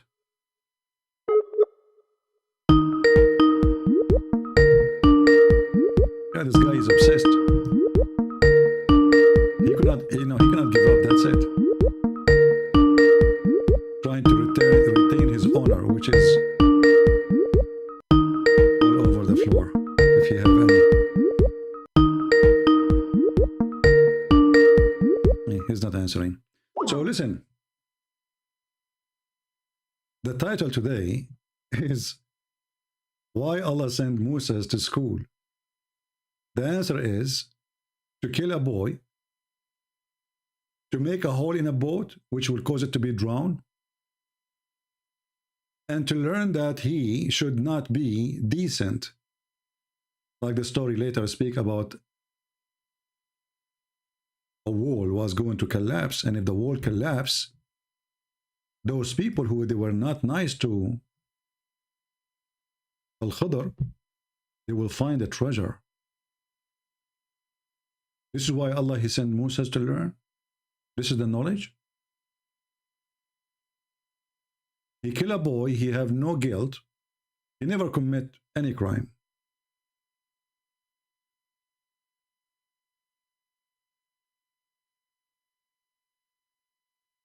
This is what Moses learned.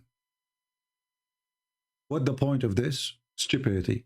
Allah, he destined the guy, the boy to be a kafir, and then Moses, he was wondering why you killed an innocent boy. Al-Khadr is teaching him, well, I killed him because Allah revealed to me. What is the knowledge in that? What Moses learned? How stupid is that? And then he made a hole in a ship, the ship which is carrying them in the water. And the purpose is that when the pirate they come, they will not take the ship. But you made a hole, and the only way for those pirates will not take it if it's not usable no more. That's mean the ship is drowning. So what is the wisdom in that?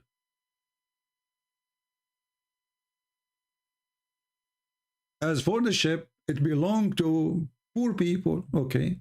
make working in the sea. Okay, so I wish to make a defect damage in it, as they were kings after them to size the ship. First of all, why a king want to size a ship of a poor people, which means it's useless? A king?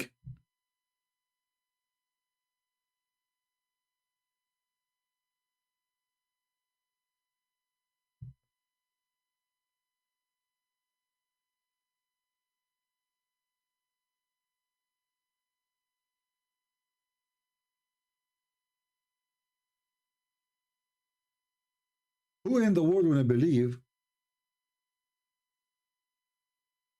that there is a king, he will steal a boat of a poor person, which is obviously made of nothing, a piece of wood? Who want to believe such a story? And now after we make a hole in it, the king, he changed his mind. But you damaged the boat. If the king, he refused to take it, that's mean it is damaged. They will be drowning. So was Moses, was Al-Khadr helping those poor people? What a stupid story.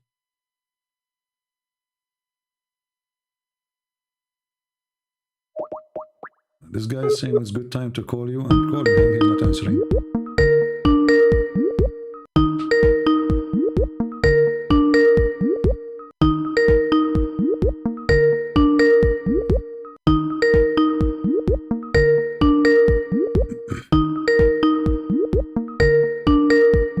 Are you going to answer or not? Let me mute the microphone speaker so you guys will not be annoyed with the ringing.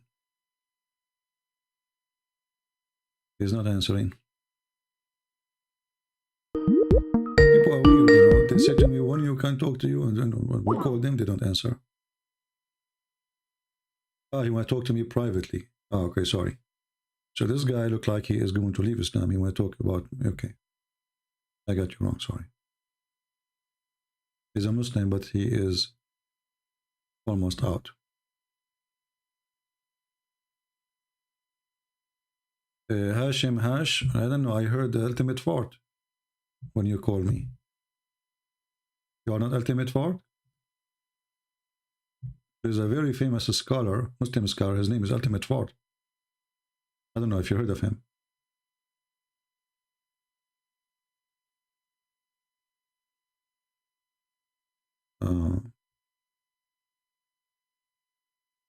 Big scholar.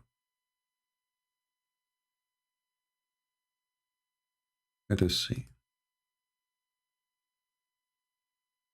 Let us look for Hashim. Maybe I was wrong about you. No problem.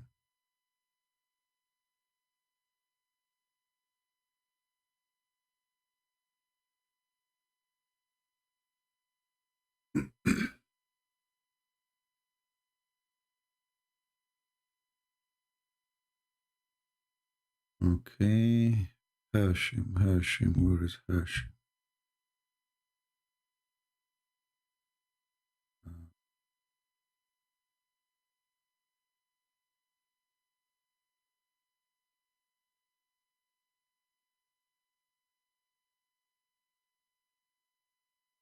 I'm trying to find you. Okay, here we go. Text me again, text me. I will call you.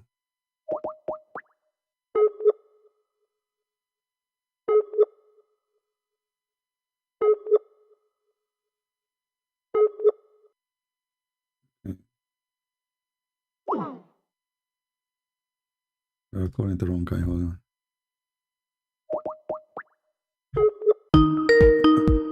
I think this is Ultimate Fort. He is desperate, but we can let us see.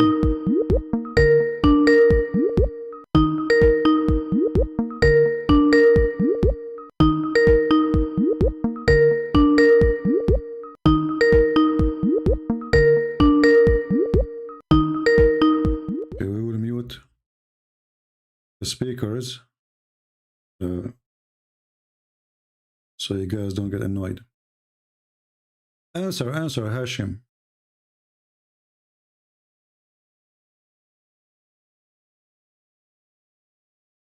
He's not answering.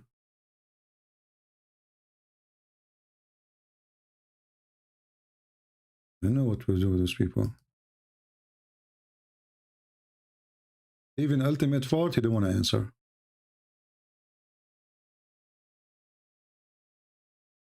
Do we have any brave Muslim? So this is the wisdom, the guy, he learned to be evil. So let us say there is some people, they are not being nice to me. And then they own a wall, and this wall, if it collapses, that will reveal for them a treasure. So what I will do, I will fix the wall. So they will not get the treasure. Is that the righteousness?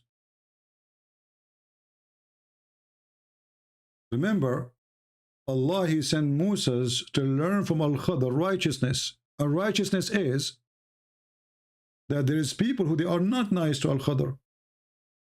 So he decided to fix the wall, because if the wall collapses, look here, by the way, look at this. And as for the wall, it belonged to 2 orphan boys in town, and there was under it treasure belonging to them, okay? And their father was a righteous man, okay? And the Lord intended that they should attain their age of strength to take of their treasure, okay? As mercy from your Lord, and it did not of my own accord, as the interpretation, blah, blah, blah. So there is 2 kids in the town, and they are orphan, and the wall belonged to them. So now if the wall collapses, the kids, you know, the others will take, but hold on, you know, this is, the story here is very silly and very stupid. How many orphans in this earth, they are being treated misjustly? Why Allah don't fix their walls? And what does this have to do with righteousness? What about teaching people righteousness to give the money to the orphans? Fixing the wall will not change anything, because sooner or later the wall will collapse again. And if collapse when they are old will not make any difference, still people can take it if they are unjust. This is teaching righteousness. Where is righteousness here?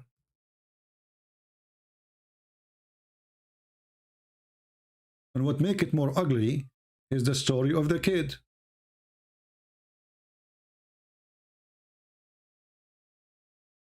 Do we have any Abdul?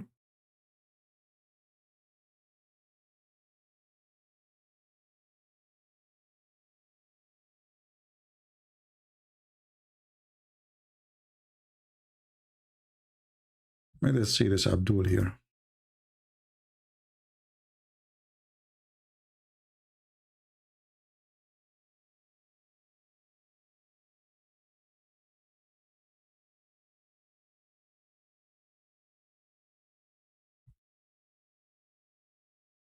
Well, this Abdul is not answering. I called him many times. The one who called himself Hashim obviously is playing games. Let me block him. I will give you a chance. Call me one more time. You call me now. Last chance. Do we have any brave Muslim to tell us how righteousness is being taught? And do I need to go to different countries to learn those stupid stories to learn righteousness?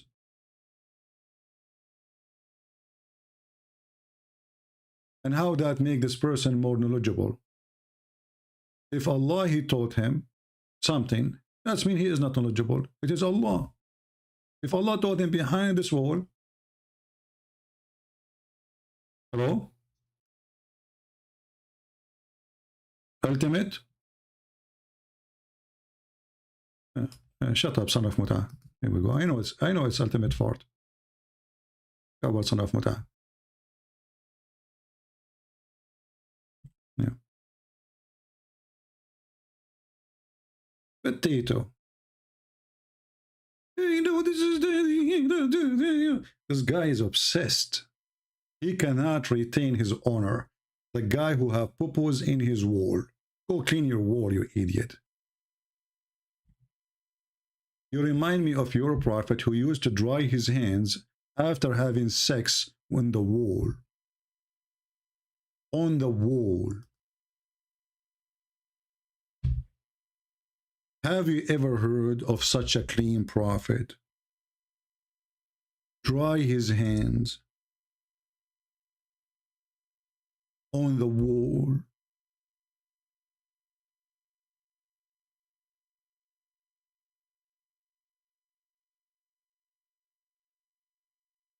Let us see the hadith. Hold on.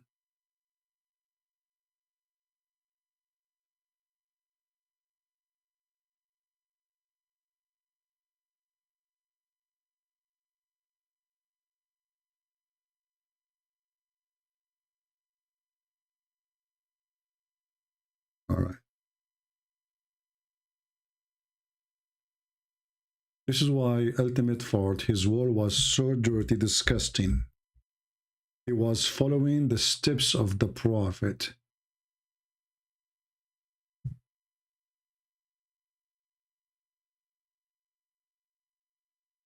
The towel of Allah prophet. Do we have any real Muslim here have anything to say?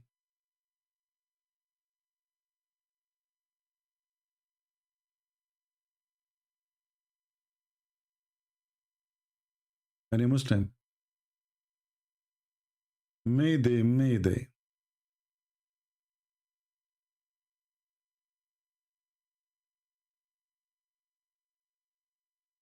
Well, Abbas is just a stupid idiot. No, he's just a kid anyway. I mean, we have tons of videos about Abbas. If we want to play his videos, people would die laughing. We have enough comedy of him.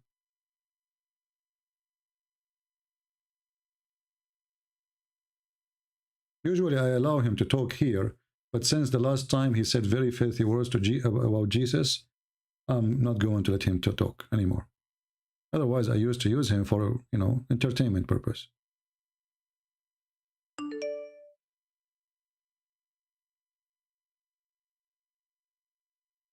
Do we have any Muhammadan?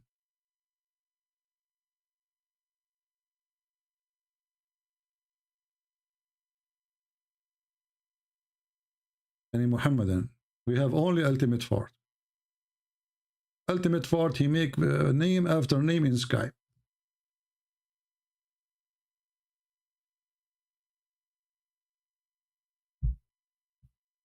Any Abdul?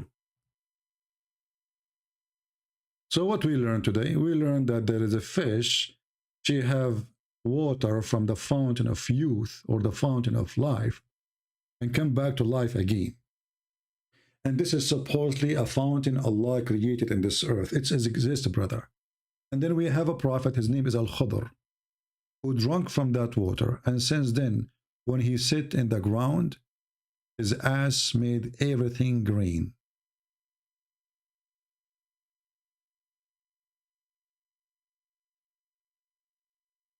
Isn't it amazing?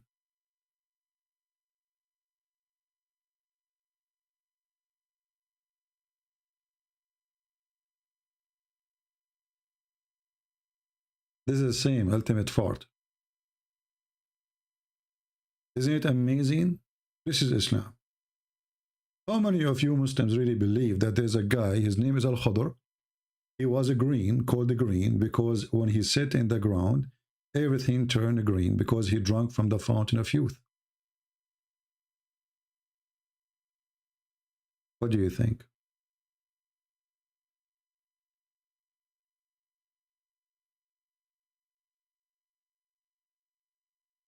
Anyone?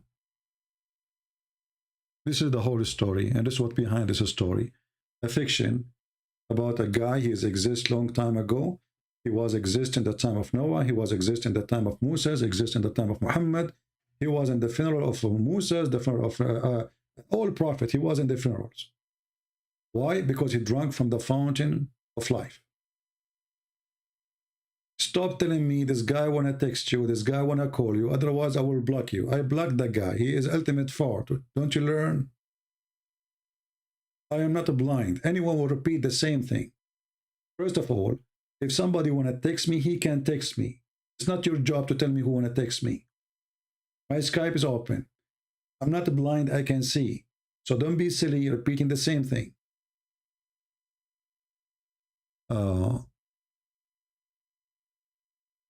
That's a good question, Faisal. Faisal here have a question, as long as no Muslims is answering about, obviously they are covered to answer. Faisal here is asking a question, how Jesus become God?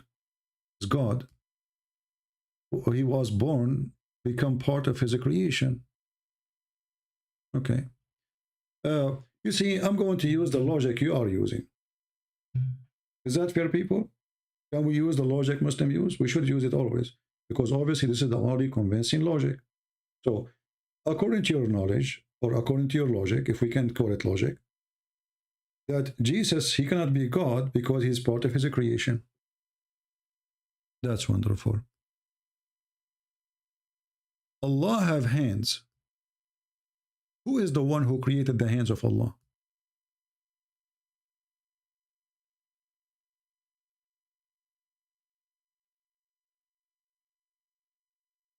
Can you tell me? Allah have hands. Allah have a shin. Allah have eyes. Even the Jews, they made fun of this Allah, who his hands can do nothing. Chapter 5, verse number 64. Is the hand of Allah is part of his creation or created by somebody else?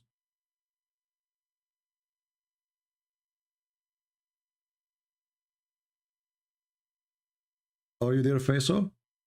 Do you like to call me?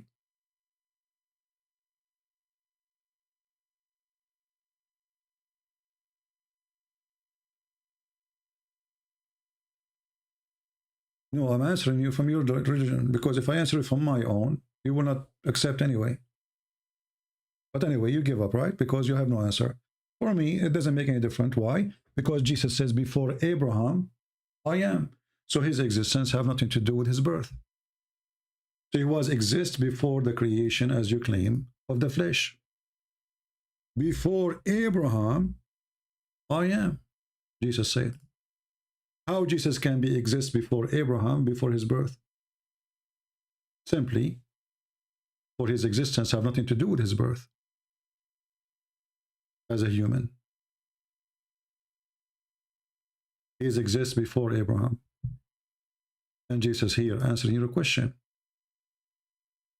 And then if we go to the Quran, we will find the same, that Jesus exist before everybody. How? The Quran confirmed that Jesus is the Word of God. And is the Word of God created? If we search right now in Islamic website, all Islamic books, you will find that Muslims believe that the Word of God is not created. Well, that is Jesus. So are you against your Quran now?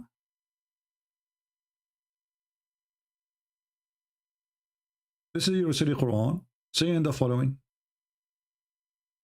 that Jesus, and the Muslim, they add their own fiction translation to the words, which is not there, trying to fix it, horribly written, exposing the silliness of Muhammad. So this verse is supposed to be speaking against the Trinity, right? Okay. All people of the book commit no excuse in your religion, nor says that of Allah aught but the truth. Christ Jesus, son of Mary, was, between two brackets, is not in the Quran, a messenger of Allah. Okay, we will go with this. He is what? Messenger of Allah. Then his word. Okay, let me ask you, was the word exist before the messenger or after the messenger? Does any Muslim can answer? Was the word of Allah exist before Jesus or after Jesus?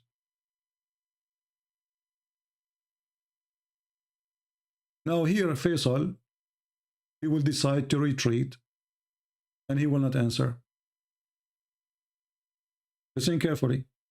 Was the word of Allah, which is Jesus, exist before Jesus as a flesh or after? Who was exist first?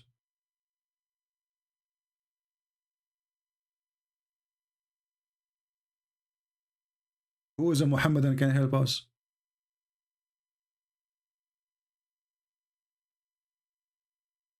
Look what Faisal he said. He said this is stupid. Thank you, Faisal. Faisal he agree that Quran is stupid. He admit. Because how we say that Jesus is created as a Muslims, and then we find that Jesus is the Word of God, so how the Word of God can be created? So the point of existence of Jesus was when he was in heaven, not when he was in earth. He is the Word of God. And this is exactly what the book of John, chapter 1, verse 1 says. But Faisal agree that the Quran is a stupid book. For Jesus was exist before he was created as a human being, according to your stupid Quran. It's in front of you.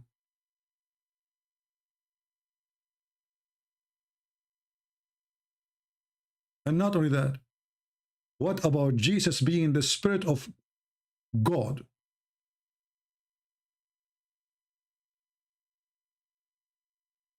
Is Jesus a spirit proceeding from him?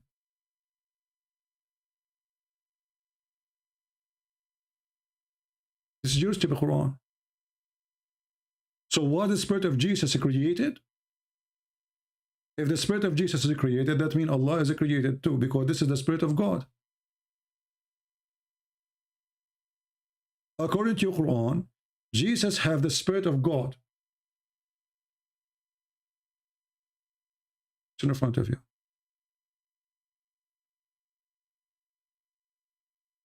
And now Faisal, he will go mute. All what he will say this is stupid. He will not dare to answer. So our Bible get you busted, your Quran got you busted. Should I borrow somebody else? Should I go to the Hindus?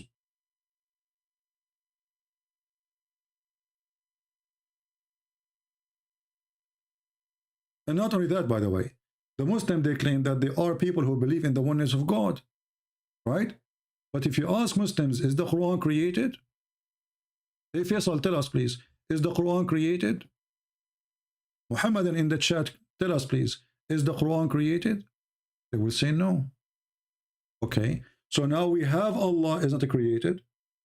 We have the Quran is not created. So the Quran is coming from where?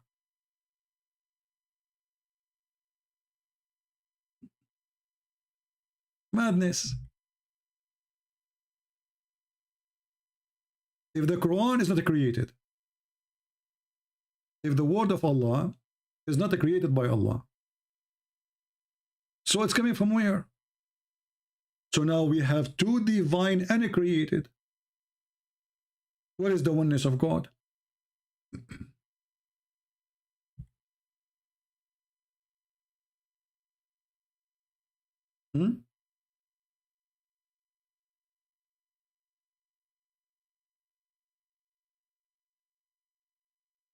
If I go right now and search in Prophet Google, peace be upon him, I will search for the following. Was the Quran created? The answer will be very astonishing.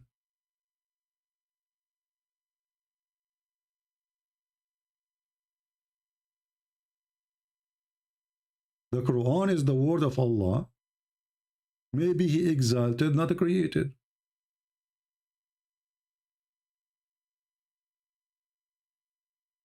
So, if Jesus is the word of Allah, he is not created too.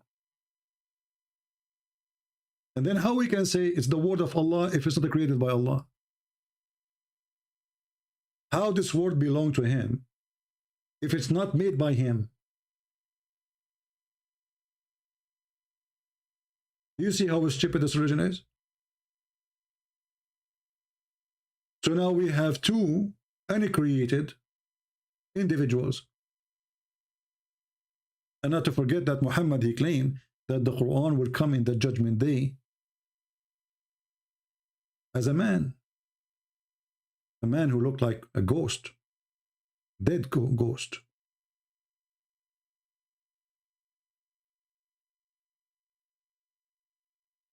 This is how silly this cult is. And the funny, the same verse here, saying don't say Trinity, but here Muhammad is coming with different Trinity, saying that you can be 3 and 1 in the same time. Read carefully. Jesus is the messenger as a man. Jesus is the word, yet he's a man. Jesus is the Spirit of God, yet he is a man. 3 and 1 in the same time. Do you see it? So the same stupid verse saying say it no Trinity is the same verse proving different form of Trinity.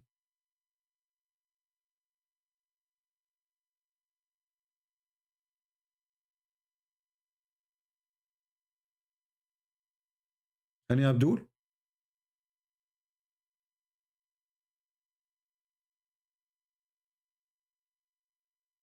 Anyone?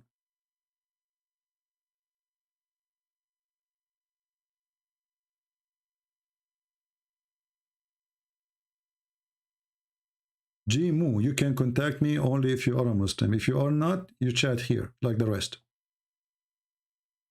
Do we have any Abdul have anything to say?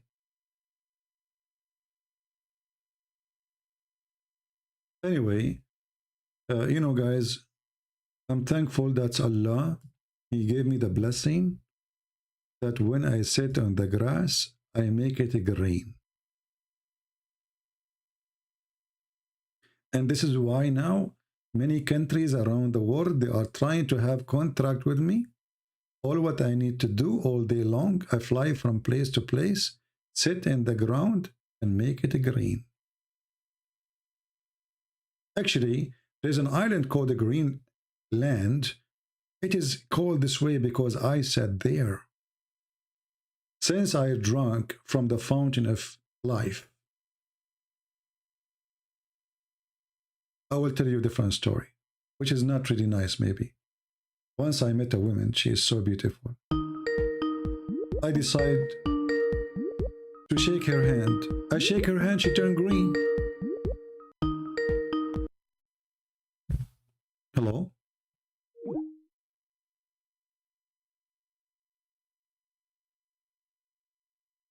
Why people are calling me? If you're not a Muslim, you don't call me. If you're not a Muslim, you don't call me. Let me see. This guy is a Muslim?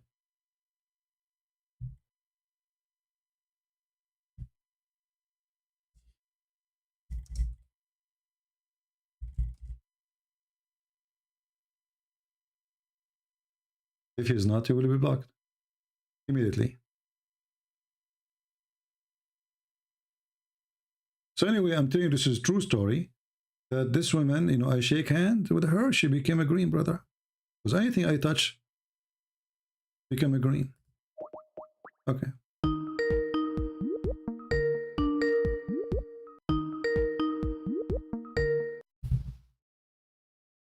Hello? This is the same. Yes, my friend, you are live on air. Oh, thank you very much for having me. Story.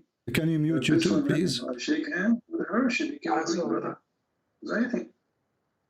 All right. So what do you want to say? Now? Yeah, it's okay. What do you want to say to us? Go ahead. You are a Muslim? Yes, I am actually. All right. What do you like to say to us? You are welcome. Yeah, I have a question about Jesus, man. You have what? I have a question about Jesus. All right, go ahead. Yeah, there is this chapter in Matthew. Yeah. The 6th chapter or the 7th chapter. Eh? Hello. Yeah, I hear you. Go ahead. Yeah. In this chapter, if I'm not mistaken, it clearly indicates that Jesus is an obedient mortal.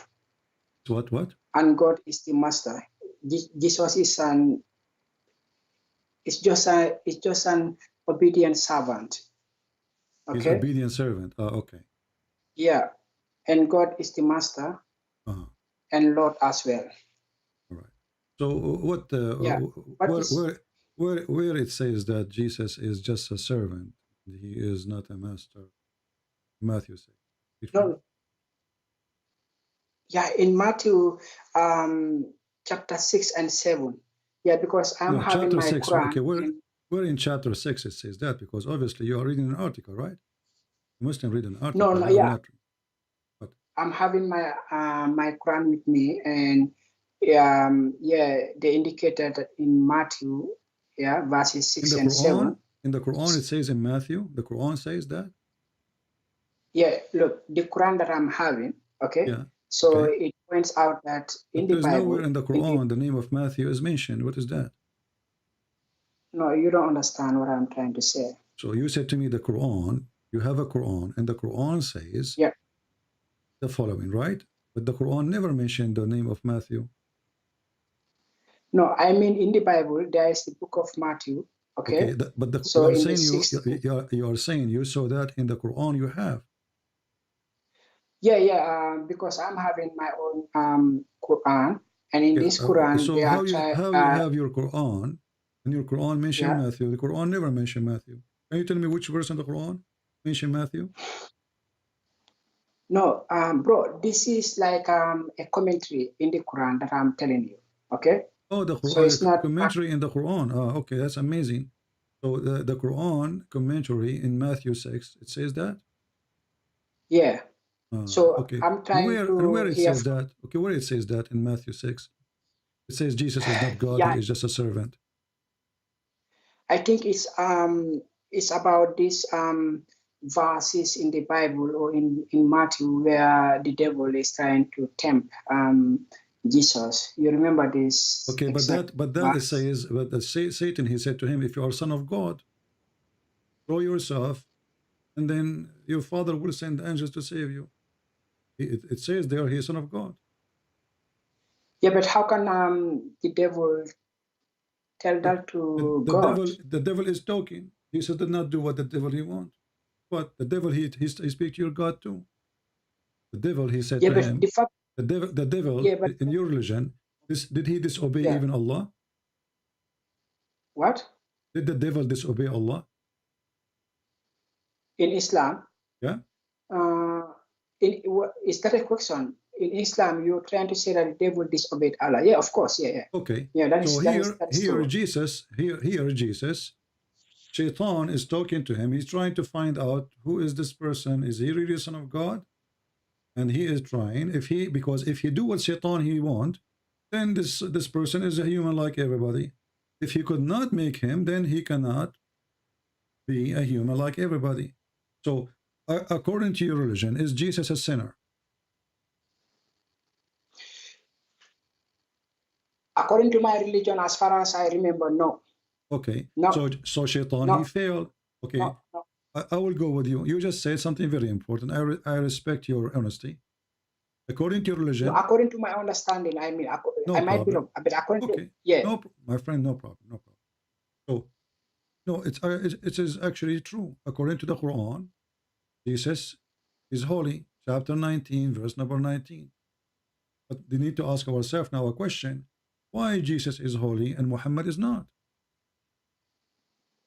Yeah, because Jesus is holy, because Jesus, unlike Muhammad, Jesus is not having a biological father.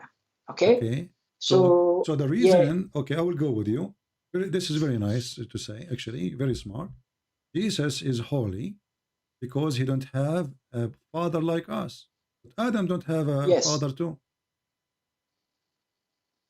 Yeah, but Adam, on the other hand, is also not having a mother. So still there's a difference between Adam.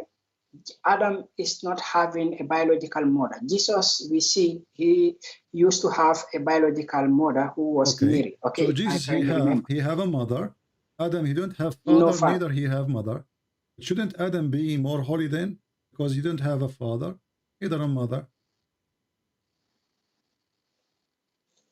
Shouldn't, this question, I think it's a smart question, but again, look, I'm not well versed, okay? So I think Adam also is a holy man. Okay, when we say maybe Adam also is a holy man. A person is holy, what does holy mean? We say a person is holy. What holy mean? Holy, I think holy means like somebody who is completely righteous, truthful, and it's like almost perfect. Okay. Yeah. Almost, because don't you call Allah holy? Is Allah holy? according to you? No, Allah is the holiest of holies. There's no holiest and there's no holy. Either you are holy or not. There's nothing holiest and holy. Because if I am holiest than you, and that means you are not holy. No, that means I am holy. My friend. If you are, let us use language. Let us use language. If I say you are cleaner than I, that means I'm not clean. I have dirt. Correct? No. Yeah. What no? This is not my understanding. My understanding is if you are clean and I am clean. So now we have to check this out. Who is cleaner? There can be a small dirt or an unfinished. How you can be cleaner if you are holy? Holy is the top. To call a person holy, he must be the top clean. There's nothing, because if you have one touch, also remember, my friend, did you remember that God clean is Allah about says sin. that He is the best of clean. Hold on. The word clean here is about sin, correct? The word clean, we are using the word sin. Is it sin what will make us unholy? Right? Sin. What? Sin. Sin. Yeah. Okay. So did Jesus commit any sin? Yeah, this now is a different question. You said holy, but did Jesus commit any sin? As far as I know, maybe only one sin, yeah. Which one? So why the Quran call him holy? Because Jesus was asked if he was the king of the Jews, but he did not answer this. He decided to. No, he answered. He answered. He said, "You said that." He agreed with them. He said, "You said so." He said, "Well, you are asking me about something." No, my friend, no, don't make things up. They asked him, "Are you the king of the Jews?" He said, "You said so." So you agree. You just called me king. You said so. No, but the question is, are you? My friend, the question is, don't fabricate things. Secondly, don't we have the Quran saying that Jesus is holy already? Yes. Okay. And this is Quran. We give it to Muhammad 600 years after Muhammad? Yes. Okay. So 600 years pass and Jesus is holy. Yeah, like I said, my understanding is that Jesus can be holy. Muhammad in the time of Jesus, was he holy? Muhammad in the time of Jesus? No, in the time of Muhammad, sorry. I mean, when we were Muhammad, the person, was he holy? Yeah. He was? Yeah, Muhammad was a righteous man. I'm asking, is he holy? Did he commit sin? No, he was not holy. Okay, I want you to read for me. I don't know if your screen is open. I hope your screen is open. I will put for you the verses from the Quran. What do you mean my screen? Yeah, but just be sure that to mute the YouTube so we don't have double sound. Okay. This is your Quran in chapter 48, verse number 2, saying that Allah is saying, "May Allah forgive your sin." Speaking to Muhammad. So now you confirm, and everybody heard you, that Jesus is holy. 600 years after Jesus, still Jesus is holy. Wonderful. Muhammad, in his time, he is a sinner. And the Quran confirmed that. Yeah, I can recall that that is true. So, okay. But so how Jesus, still the best how Jesus is a human being like us, and he is holy, and how Muhammad is the most righteous person. You just named him that, right? The most righteous person, but he's a sinner. Brother, Jesus is not a human being like me and you. He is simply not with a biological father. Okay? So me and you, we are having both biological parents. Okay. So now and Jesus. So you are saying that Jesus' nature is above sin. Is above sin. Yeah. Look, I'm not so about. Yeah. Okay. Maybe yes. Yeah. So Jesus' nature, people, is above sin. Muhammad's nature is the nature of a human being, is a sinner. So who's God? Yeah. That. So what is God then? God is the one whose nature is above sin. God is the one whose nature is above sin.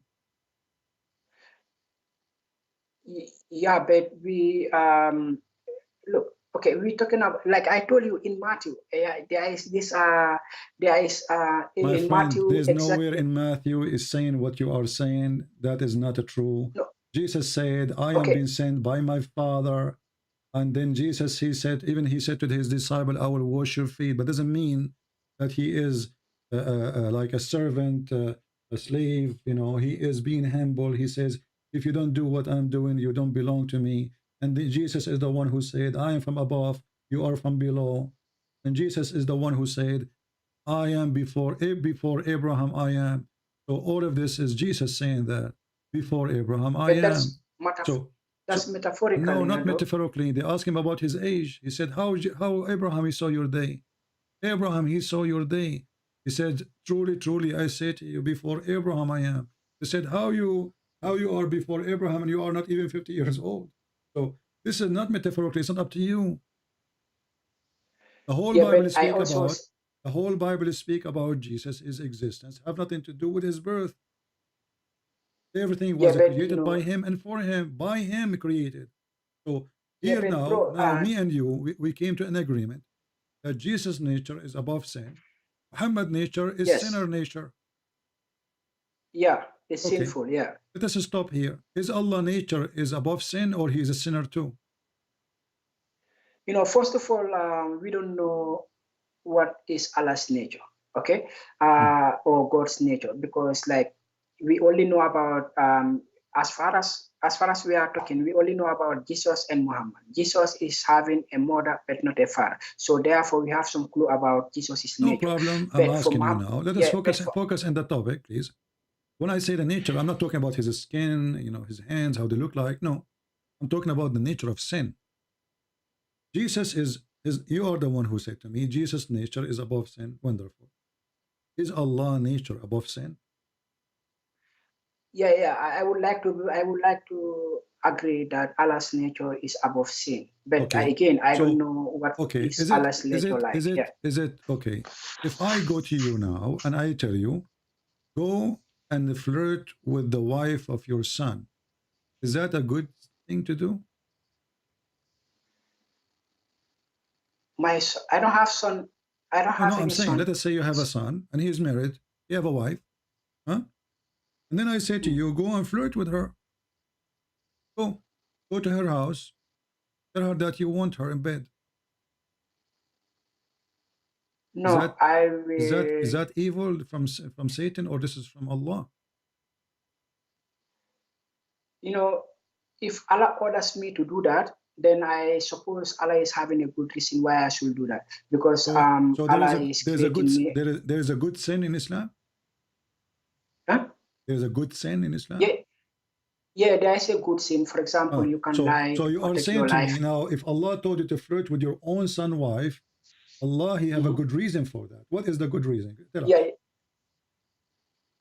Yeah. First of all, Allah never told me that, so I can only draw examples. Chapter 33, verse number 37. He told Muhammad.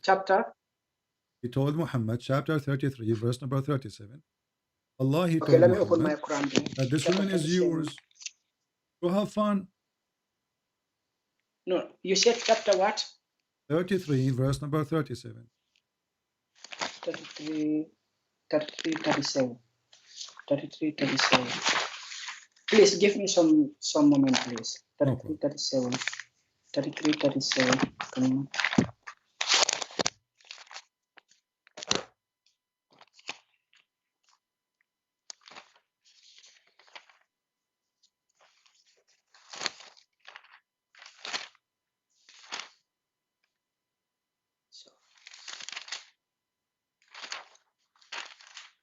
No, he is not. He did not call me before. Did you call me before ever? My friend, did you call me ever before? Yes, I used to call you like before, yeah. And they are saying, did you call before and you left Islam? Did I call before? I was strongly doubtful, but I still did not make up my mind. I'm still looking for more. Yeah, I call you. You remember that, yeah? No, I don't remember. And I was trying to receive calls from everybody. I don't know. Anyway. Okay. You said 33, 37, yeah? Yeah. Yeah, 33, 37.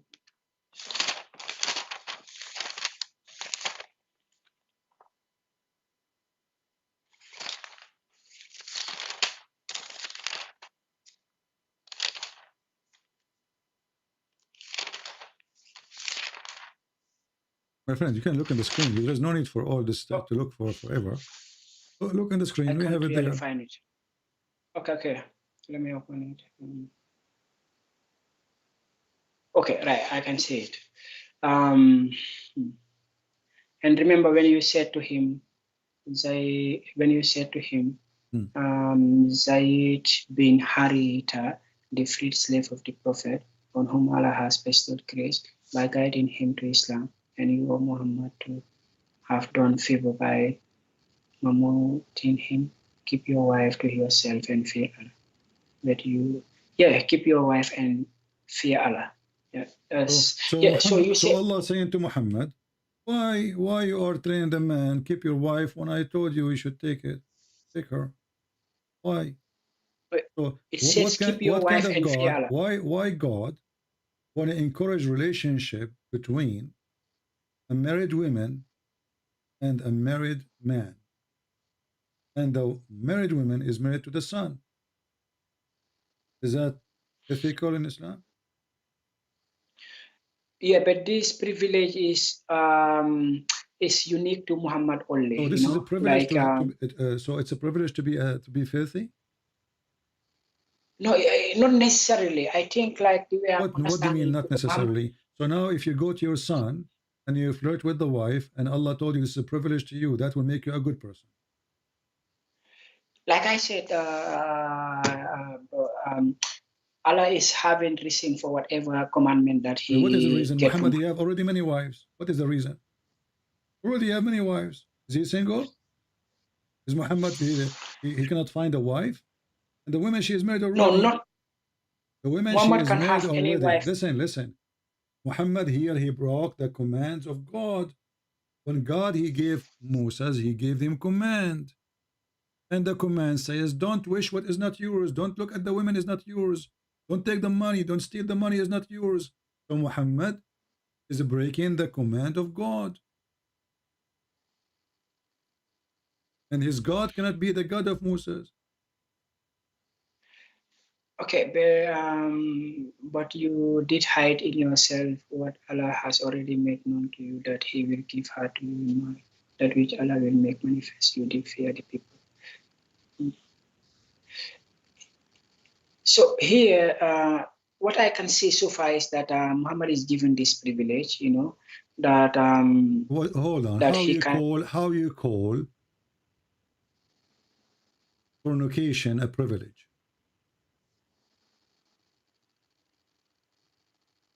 Like fornication a privilege?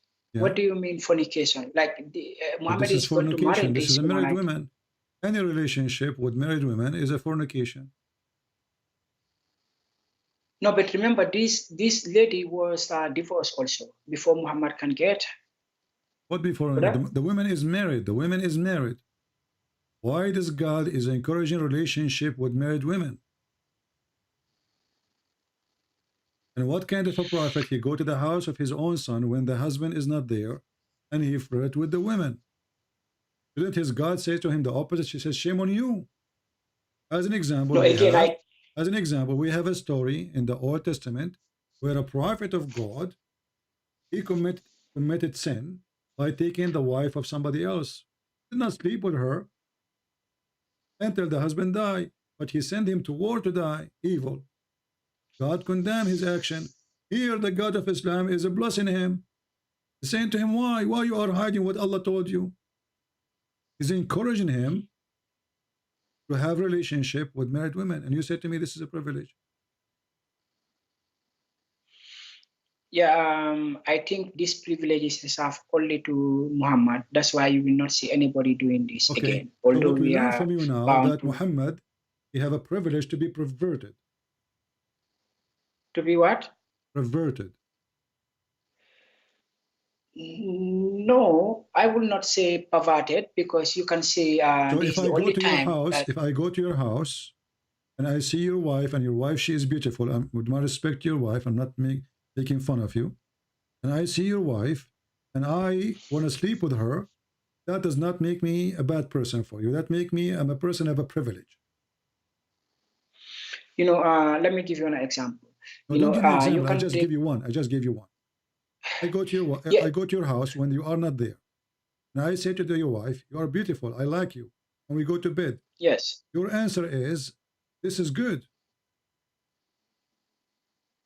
You said you flirt with my wife and then you go to bed with my wife. No, but that's not what happened here. No, this is what happened Muhammad, here. He flirted with her because he want to have her. And now Allah is Yeah, telling but him, why you are hiding what Allah He told you? What He told him, you will take this woman, take her. So now he went to the house of the man. So the wife, she will tell him, listen, he did it on purpose. So that when the husband, and obviously they are in bed together already. The women, when the husband he came, he was happy, excited. He told him, your father was here and he flirted with me. A person who have honor, he will go to fight the father. What shame on you? You are a scumbag. You are filthy. How you do that to me? Instead, he knew that Muhammad, he cannot play games with him. He will kill him. So he went there. He said to him, my wife, she is not good to me. I want to divorce her. But he never mentioned divorce before. Until the wife, she told him that your father was here and he was flirting with me. Correct? So I thought like what happened here was like Muhammad complimented this woman that she is beautiful, that she is okay. How he compliment, how this is complimented? He flirt with her. If I say to your wife, if a man, if your neighbor, if your friend come to your house and he say to your wife, my heart fell into you, that is a compliment? Yeah, that can be a compliment here too. How that is compliment? The guy is flirting with your wife, she's married. What kind of a friend? He come to your house flirting with your wife. If you are married and a woman, an unknown woman said that, oh, my brother, you are very handsome, you are okay, that does not necessarily mean. He did not say you are beautiful. Secondly, why he is looking? He saw her already many times before. What beautiful? The story says that when he came to her house, Allah He sent wind, and He lifted the curtain, and she was almost wearing nothing, and she was a beautiful white tall. So Muhammad, he said, Subhanallah mu'allif al-qulub. Praise be to Allah, the one who made my heart flip for you. So not only is he flirting, he's staying her, his intention, he want her. How this is a privilege for a man. He is already married, he have tons of wives, and she is already married too. Yeah, I agree that Muhammad used to see this woman before, but it's the first time that Muhammad is seeing this woman in this particular state. And this is the first time he saw her naked. So the first time he saw her naked, he decided to jump on her. Yeah, but remember, Muhammad is also a man. He's a sinner also. Like naturally. Okay, so is it a sin? Okay, you just said Muhammad is a man. He's a sinner also. So is it a sin to do what he did, or it was a good thing? No, sinner here, sorry, what I want to say is that Muhammad can be tempted, like anybody, No problem, So, no problem. Okay, Muhammad can be tempted like everybody. I can be tempted too, but I'm not going to go to the house of my friend to flirt with his wife. Isn't it us? Isn't it supposedly a prophet of God is the first one to control himself? Yeah, but this does not always happen. The prophets sometimes not always happen. It's always happen with Muhammad. And look here, what kind of God he is encouraging the man who is tempted. You are the one who used the word tempted. He is encouraged the man who is tempted to do what he's tempted to do. He's encouraging him. Shouldn't he say to him, good, thank you for saying to the man, keep your wife? You should say the opposite. He said, don't, okay, that's wonderful. You say to the man, keep your wife. That's very good of you. Repent. Don't think about the wife anymore. She is his wife. I think Allah is not encouraging Muhammad here. He is simply encouraging him. He is saying to him, why you hide what Allah revealed to you? What Allah revealed to him? That this woman, she is yours. Are you afraid from people, what they will say? So he knew that people will say bad things about him because this is wrong. Allah manifests to him. What kind of God he manifests to him about a married woman? At least let her get divorced yet first. And what kind of a God he sent wind to open the curtain so the prophet can see her naked? And then what kind of God he said to the man, why you said to him, divorce your wife, don't divorce your wife, when you should have her? Okay, so I really don't have any more clue how to get around this. I only think like Muhammad was tempted because he's simply a human like any one of us, and he's a special man. This privilege. You called me, remember, you called me to talk how Jesus is God. And you agreed that the nature of Jesus is above sin. So yes. Jesus will not be tempted by a naked woman. Correct? So are we comparing Jesus and Muhammad now? I'm not trying to compare these two. I'm not asking you to compare. I'm not asking you to compare. I want an answer. Jesus cannot be tempted by a naked woman, according to your understanding, because he's above his nature. Okay. So guys, Jesus cannot be tempted by any woman. But let me ask you then, isn't Jesus a man like everybody? No. No. He's God then. Yeah. He's God.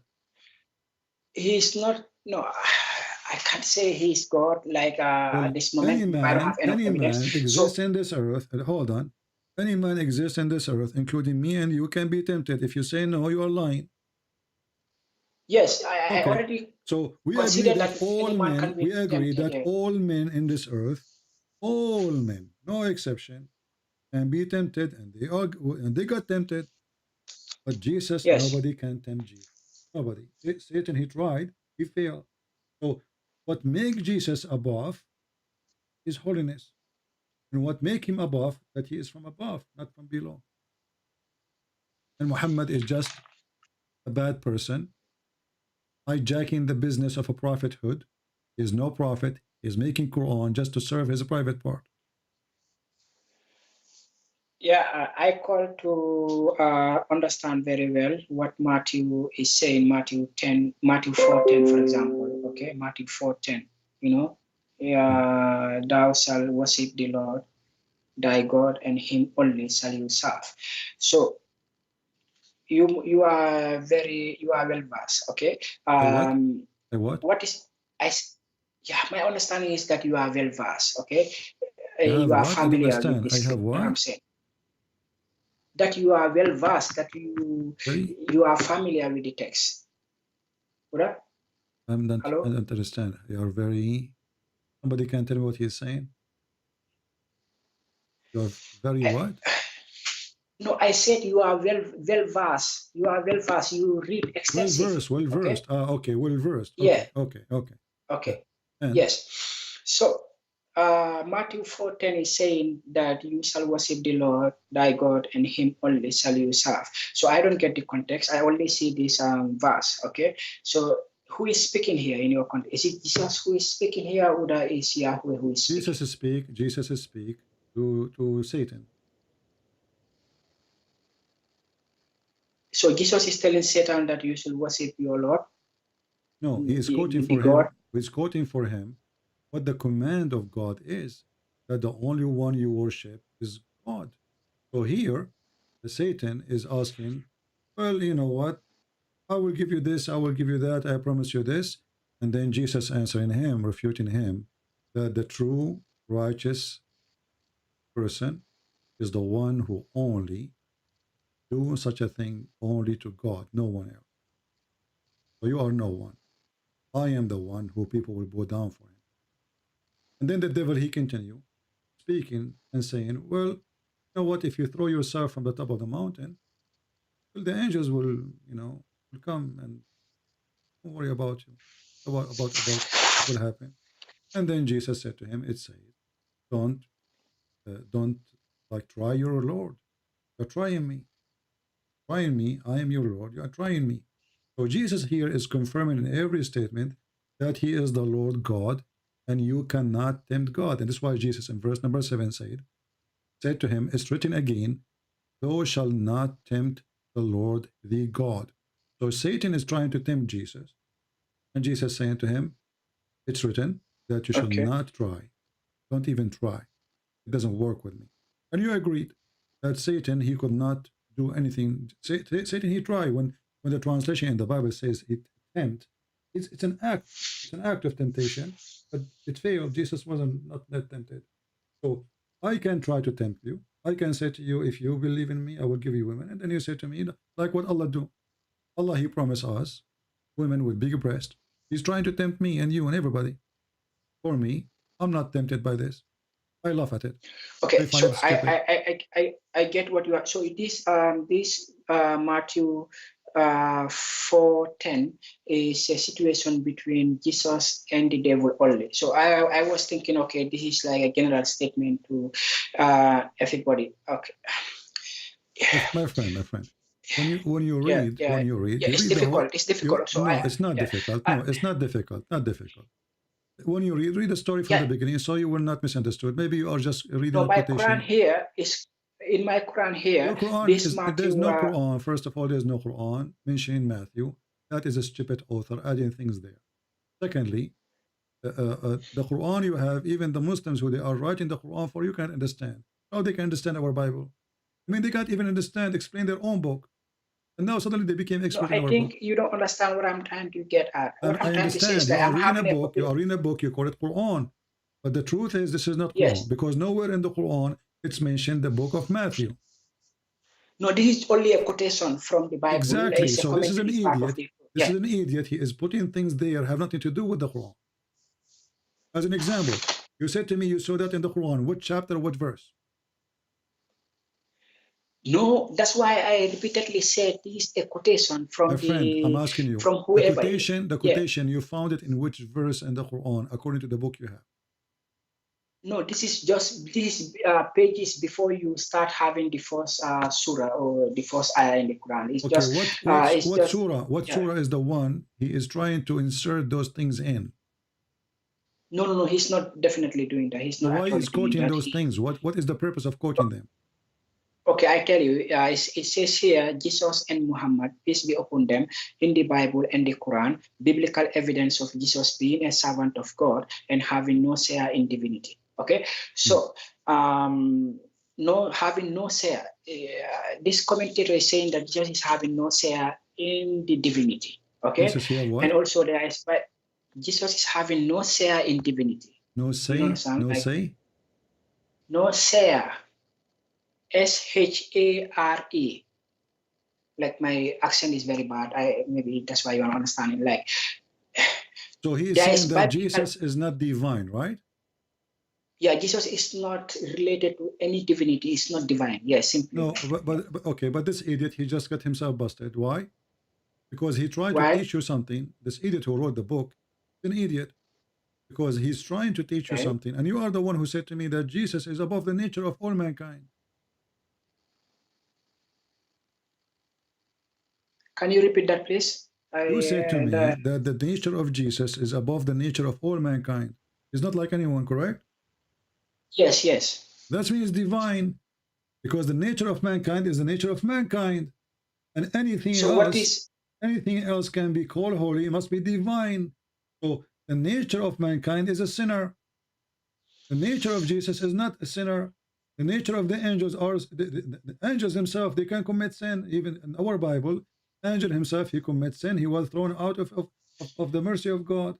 In the New Quran, angels are liars, and they commit sin. They accuse Adam to do mischievement. And Allah told them, if you are truthful, Okay, just for a moment. In my lifetime, I'm already almost 26 years old. I have seen locations, I have seen characters that are repeatedly being referred to as holy man, holy places. I don't care. So those are false statements. One, because no man is holy, only God is holy. That's why I'm having difficulty to try to catch up. Have difficulty. Don't be fool yourself. Yeah, because somebody said to you, the holy priest, he's not holy, or the holy pope, he's not holy. Yes. Or the holy Christian prince, he's or not holy. Or the holy prophet, the holy he's not imam. Holy. Listen, my friend, yes. there's no one is holy. We can use the word as a language, to show respect of like their decencies. But when it's come to holiness, there's only one holy, that is God. And now Do we you are have talking any about, statement and that now we backs are that? talking Okay, about so who commits sin, who commit not. So a person never commits sin deserve to be called holy, or he never commits sin. But it's not only just about committing sin. Jesus is way above that. As an example, when I say to you, who is God? What is the definition of God you have? what? What is the definition of God you have? When I say to you, you are a Muslim, and you say to me, you believe in God. So what God? No, I said I believe in Allah. Yeah. I know. You believe in Allah. Yeah. Allah is His name. So what is Allah? Yeah. Okay, what is Allah? Give me definition of Allah. What is? Yeah, Allah is the creator of everything that we are That's a seeing false around answer, because Allah, He could describe Himself that He is the same as Baal, but He is better. He is the same as what? Baal. What is Baal? Baal is the creator, one of the creators. Baal is one of the pagan gods. Baal was very famous, very popular in the Middle East, and even in Europe, and people worship him. So Allah, He says, He is better than Baal. He is the best of the creators. So by doing that, Allah, He admit that Baal is a creator, but Allah is better. Yeah, I think this is one of the statements that I disagree with. Because Who for are you to example, disagree? That this is Quran. Either you leave Islam, or are you playing games with me, my friend? Because you called before. Are you playing the same game? I'm asking you. Does it say in front of you? What do you call upon Baal and forsake the best of the creators? Does it say the best of the creators? Yes. Okay. So Allah, He put His name next to the name of Baal, saying He is better than Baal. He is the best of the creators. By saying I am the best of the creator. Why you pray to Baal when I am the best of the creator? Which means that means Baal is a creator and Allah is a creator, but Allah is claiming that He's better. Otherwise, comparing myself, if I say I am the best of the student, that means there's other student, I'm not the only one.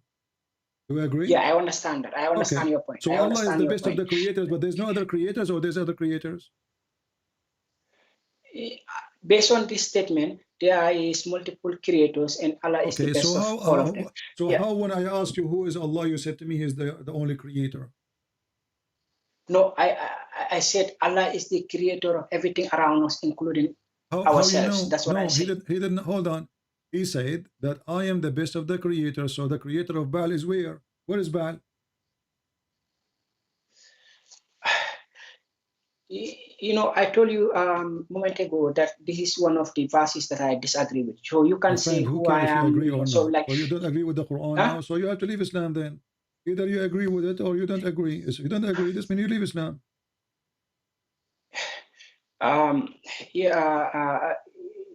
If I gather enough evidence, I don't mind. I can leave Islam, but still, I think I have to take my time. One evidence is enough as 1,000 evidence. Either Allah is the only creator, or He is not. So is He, according to the Quran, the only creator? If He is the only creator, and then He says He is the best of the creators, that means Allah is lying.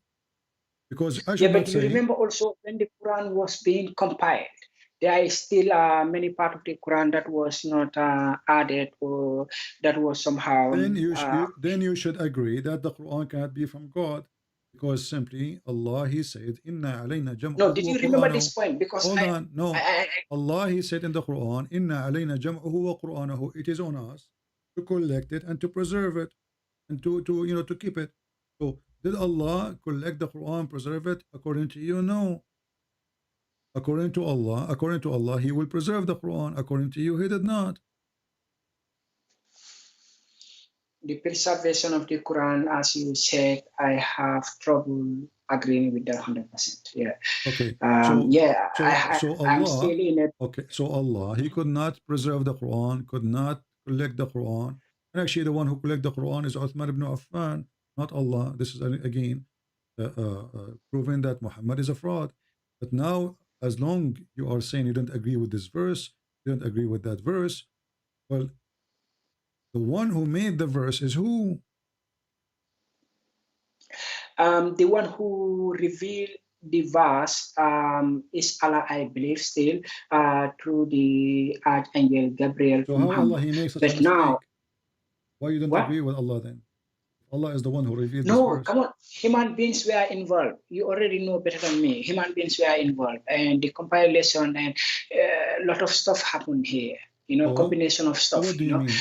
You mean you Muslims, you added those words to the Quran?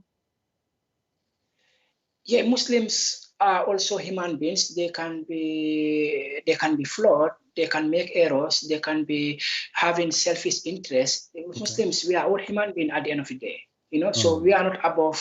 Yeah. So I am one of the many Muslims who think that. So now, whatever I show you, anything stupid in the Quran, you will say to me, this is the error of a human being.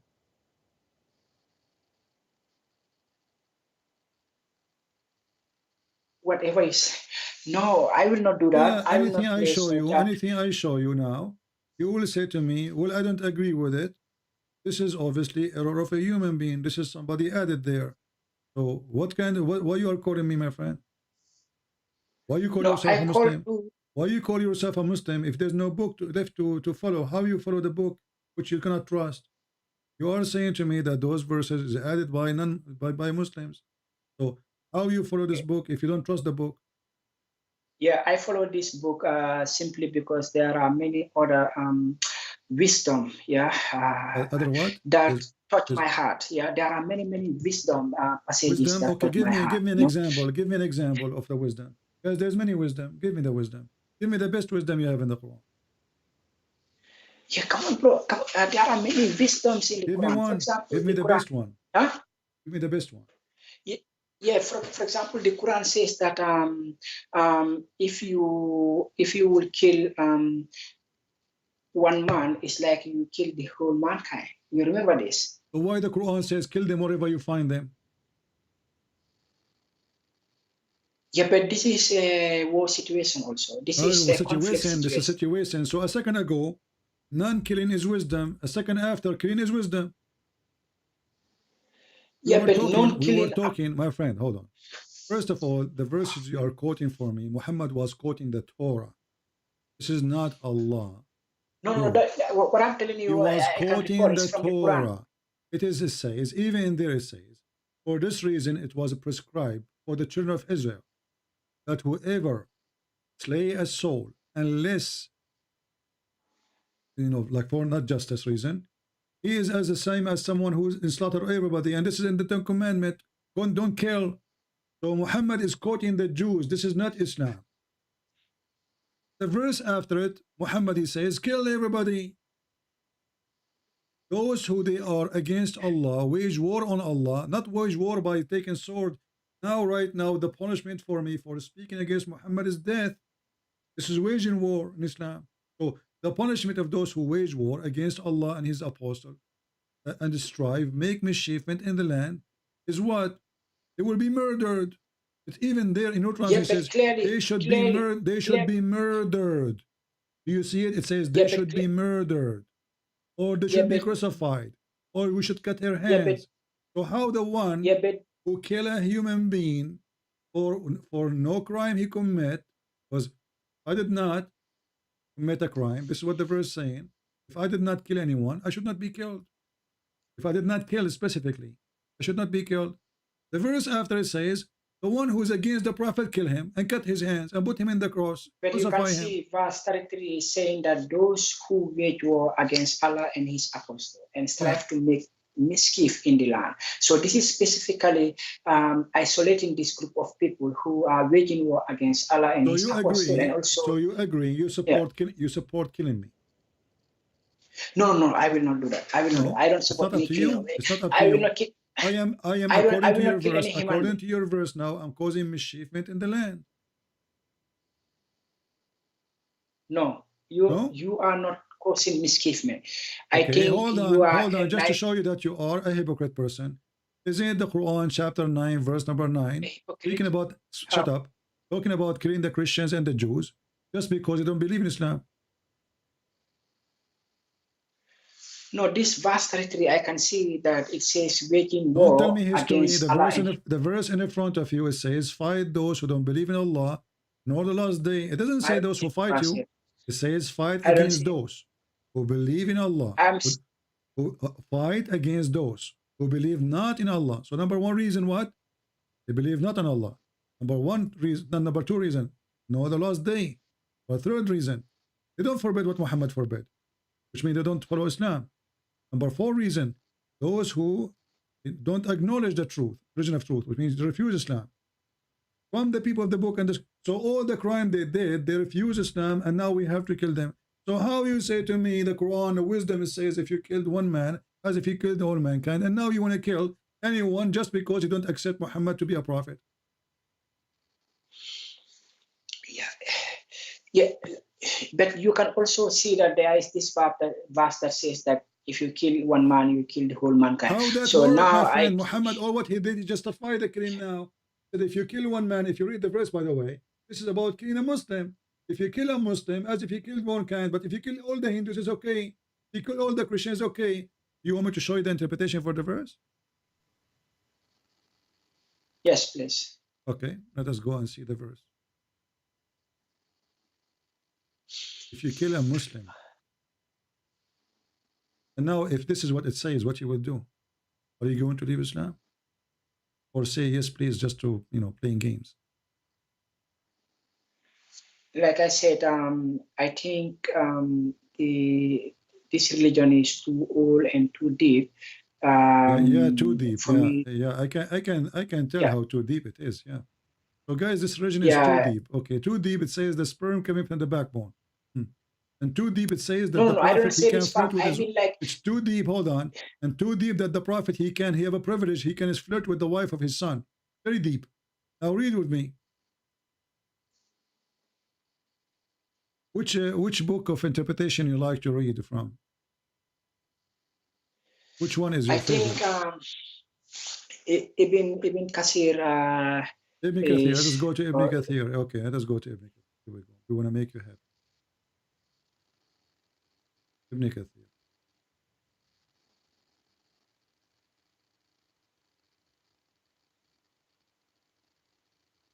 All right. This is Ibn Kathir. There is no Ibn Kathir. This is Al-Jalalain. Yeah, this is Ibn Kathir now in front of us. The ayah says, whoever kills a soul without justification, such as in retaliation for a murder or causing of mischief in the earth, okay, as if he killed all mankind. And now we could go down. He continue more, he says. Meaning, if anyone killed, he's repeating the verse here.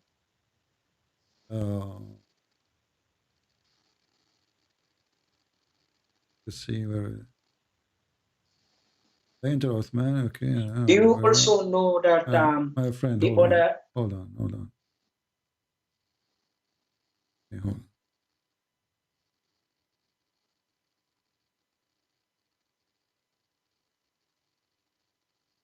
Read it. It's about killing Muslims. If you kill Muslims, you are murdering. If you kill non-Muslims, this is only for Muslims. Read carefully. Whoever kills a soul that Allah forbid killing is just like the killing of all mankind. Sa'id ibn Jabir, oh, they will see it. He said, he who allow himself to shed the blood of a Muslim is the like who allow shedding the blood of all people. He who forbid the shedding the blood of one Muslim is like the one who forbid the shedding of the blood of all people. So this verse here, Muhammad is using it to not to kill Muslims, but we can kill Christians. Yeah, it's like whoever kills one soul that Allah has forbidden. One Muslim. It's for Muslims. You cannot kill No, but Muslims. you can say it's one soul. No problem, but the soul of a Muslim believer. Because Allah forbid you from killing a Muslim believer. So whoever kills a soul is forbidden by Allah to be killed. But there's other souls is not forbidden by Allah to be killed. Like the Christians, the Jews, the Hindus, the atheists, etc.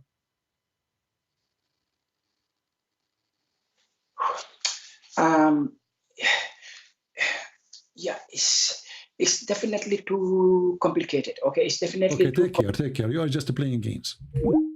Yeah, it's complicated. And let me block you. Actually, I have no time for liars. It's complicated. Even this one is complicated. Even this one is complicated.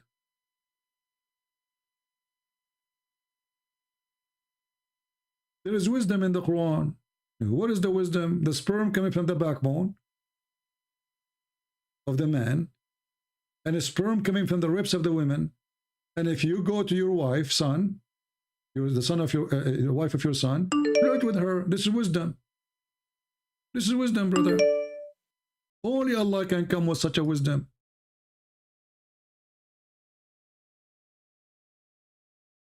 This is Ultimate Fart. He is using the name of Faisal. Hey Faisal, Ultimate Fart is using your name. He's texting me in Skype.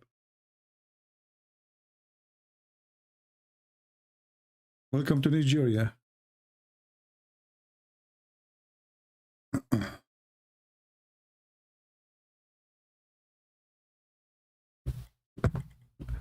Why you are using somebody else's name, Ultimate Fart?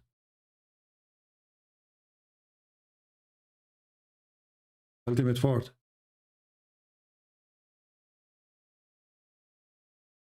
Oh, this is not Ultimate Fart. I was wrong then. Okay. Is that Faisal? Yes, I am. All right, Mr. Faisal. How are you, my friend? I'm good. How are you? I thought somebody using your name. Okay. No, that's actually me. Okay, so what do you want to say to us? You've been here for a while, and you. Yeah, I'm sure just you give have... me a second. I can't hear your voice very clearly. Just trying to fix my speaker. All right. Fix it, and we will be happy to hear you. You hear me now better? I can hear you, but not that loud, actually. I can barely hear you. Okay, hold on. Let me see. Let me call you back. Hold on. Give me a second. Which is strange because I think this is from your side because the previous caller, he did not complain about my voice. Yeah, the voice is very high in my side. This is only in your side, my friend. So fix your speaker. I will give you a minute or two to fix it. Just text me, tell me that I am ready. Fix your speaker and I will call you. Well, I thought somebody is using his name.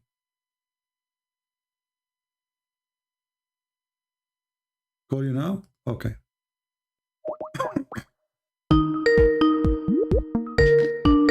Hello. All right, Faisal, you hear me, my friend? Yes, I can hear you now. All right, what do you like to say to us, Faisal? Thank you for calling first. I appreciate that you're being brave. Yes, it's not actually being brave. I'm just saying what I feel is right. Okay. And what is actually more logical and makes more sense. All right. May I ask? Do you remember my question about Jesus? What was the question? Yeah, may you answer my question then? What is the question? The question is that Jesus, Jesus, the son of Mary, how is he a God? And if you answer this question, how has he become a God? He did not become a God. Jesus did not become a God. Jesus, God, but who you're became a a Christian. man. Yeah, for me as a Christian, Jesus did not become a God. Jesus is God who became a man. So he is God by definition. He is God. According to your... Yes, he is God. And let me help you. Do God knew the future? I want to see evidence, please. Okay, I will show you evidence. Do God knows what you hide in your houses? Of course, he does know everything. He's all-knowing. Can God read your mind? Of course. Okay. Can God forgive sin? Everything. Well, Jesus can do all those things. Your God cannot. Where is that written? Where is that written? All right, here we go. Because I don't want to waste your time and my time. No, I'm good. I'm good. Yeah, I will go to the Quran, so you cannot deny it. In the Quran it says. Okay, in the Quran it says that Jesus, he can create from the mud the bird. Do you agree? I want to see you on the screen. I will put it for you on the screen, no problem. Yeah.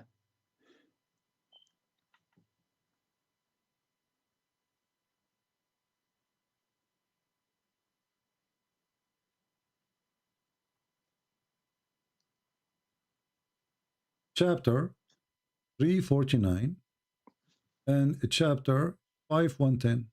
Chapter 349, verse 49. And 49? Yeah. And chapter Really? 5110. Let us go to 349, is a shorter. Okay.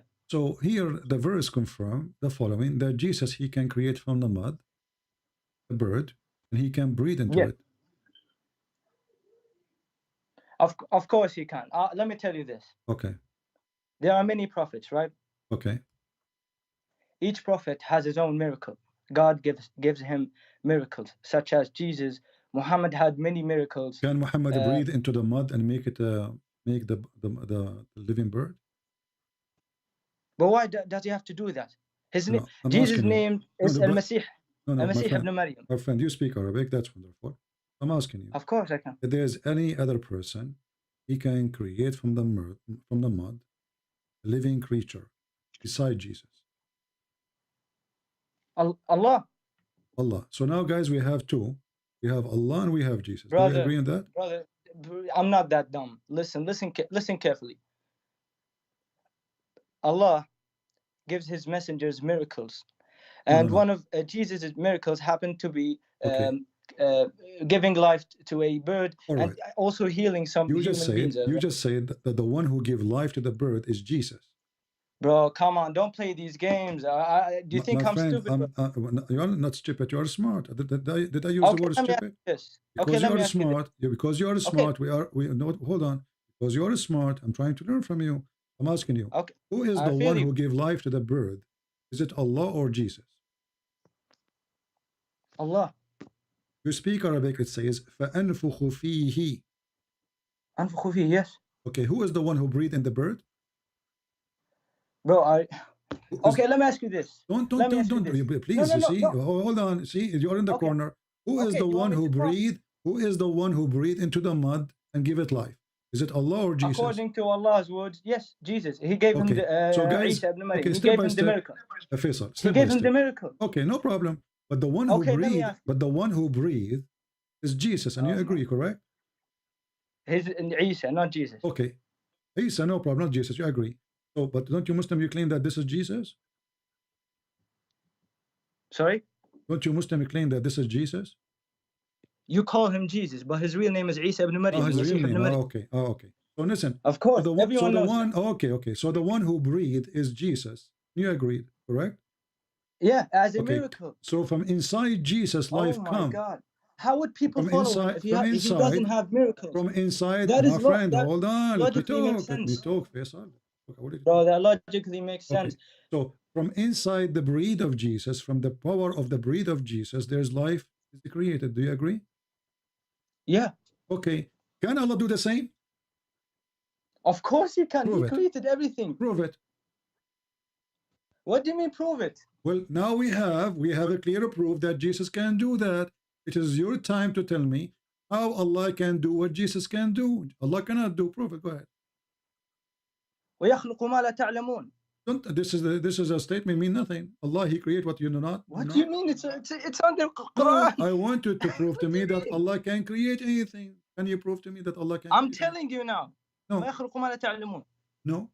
It doesn't say translate. People will laugh. Translate. No, you cannot translate. disagree. Okay, it's written there. Translate. People will laugh. No, I can't translate it because I don't know how to say it. Why you cannot? You speak English very well. No, I don't. No, actually, I cannot translate this part. You named it. It's a translation of a human being. Okay, let me ask you this. Translate. Okay, please listen. Christian Prince. Translate. If you may. Translate. This is funny.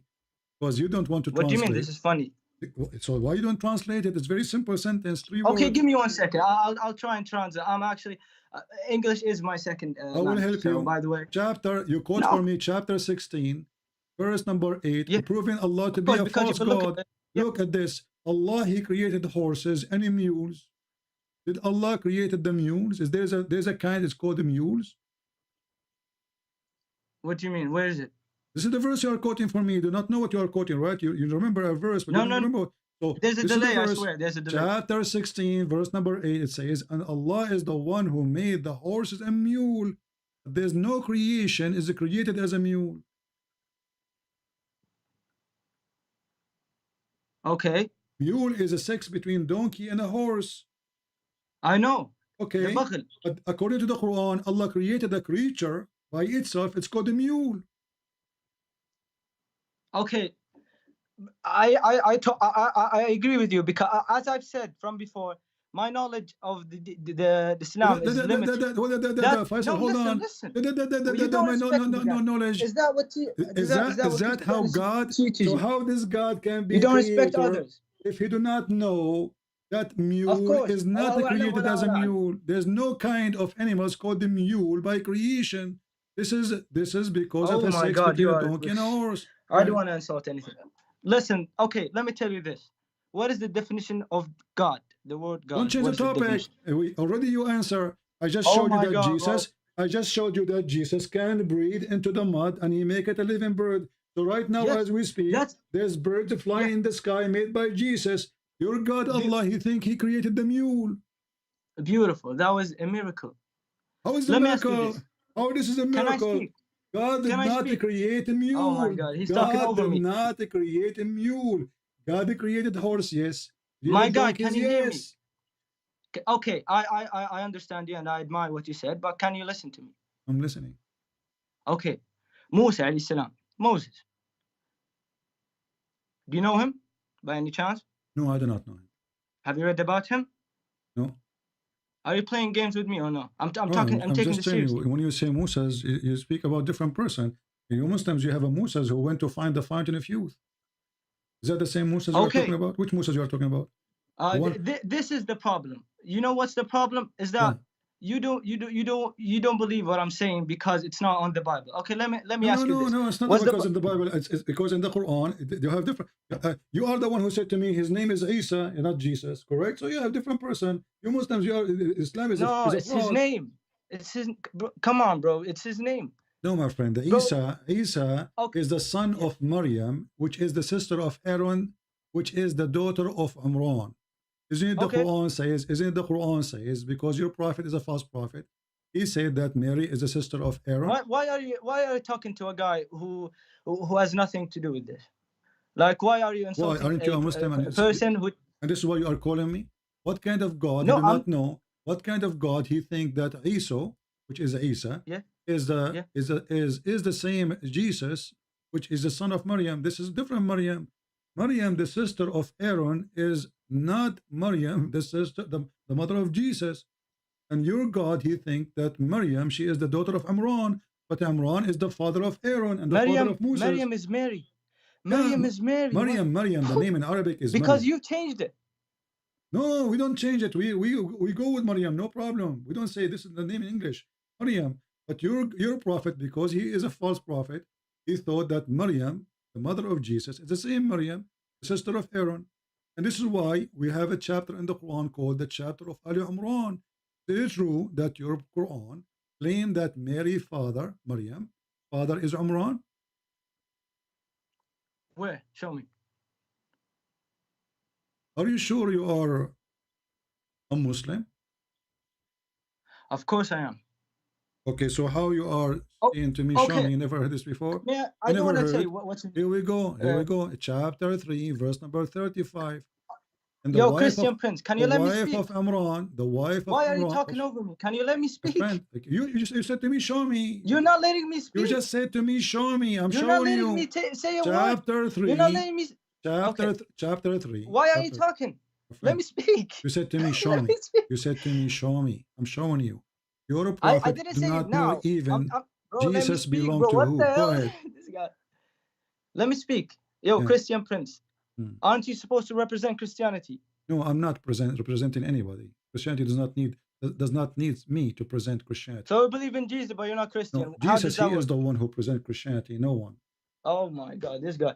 Don't say, okay, oh let my me God. tell you this. Oh my Allah. Don't say, oh my God. You are not a Muslim no more. God is not your word. Okay, let me ask you this. Okay, don't ask me. I want you to answer. You are the one who said to me, show me where it says that Mary, she is the daughter of Imran.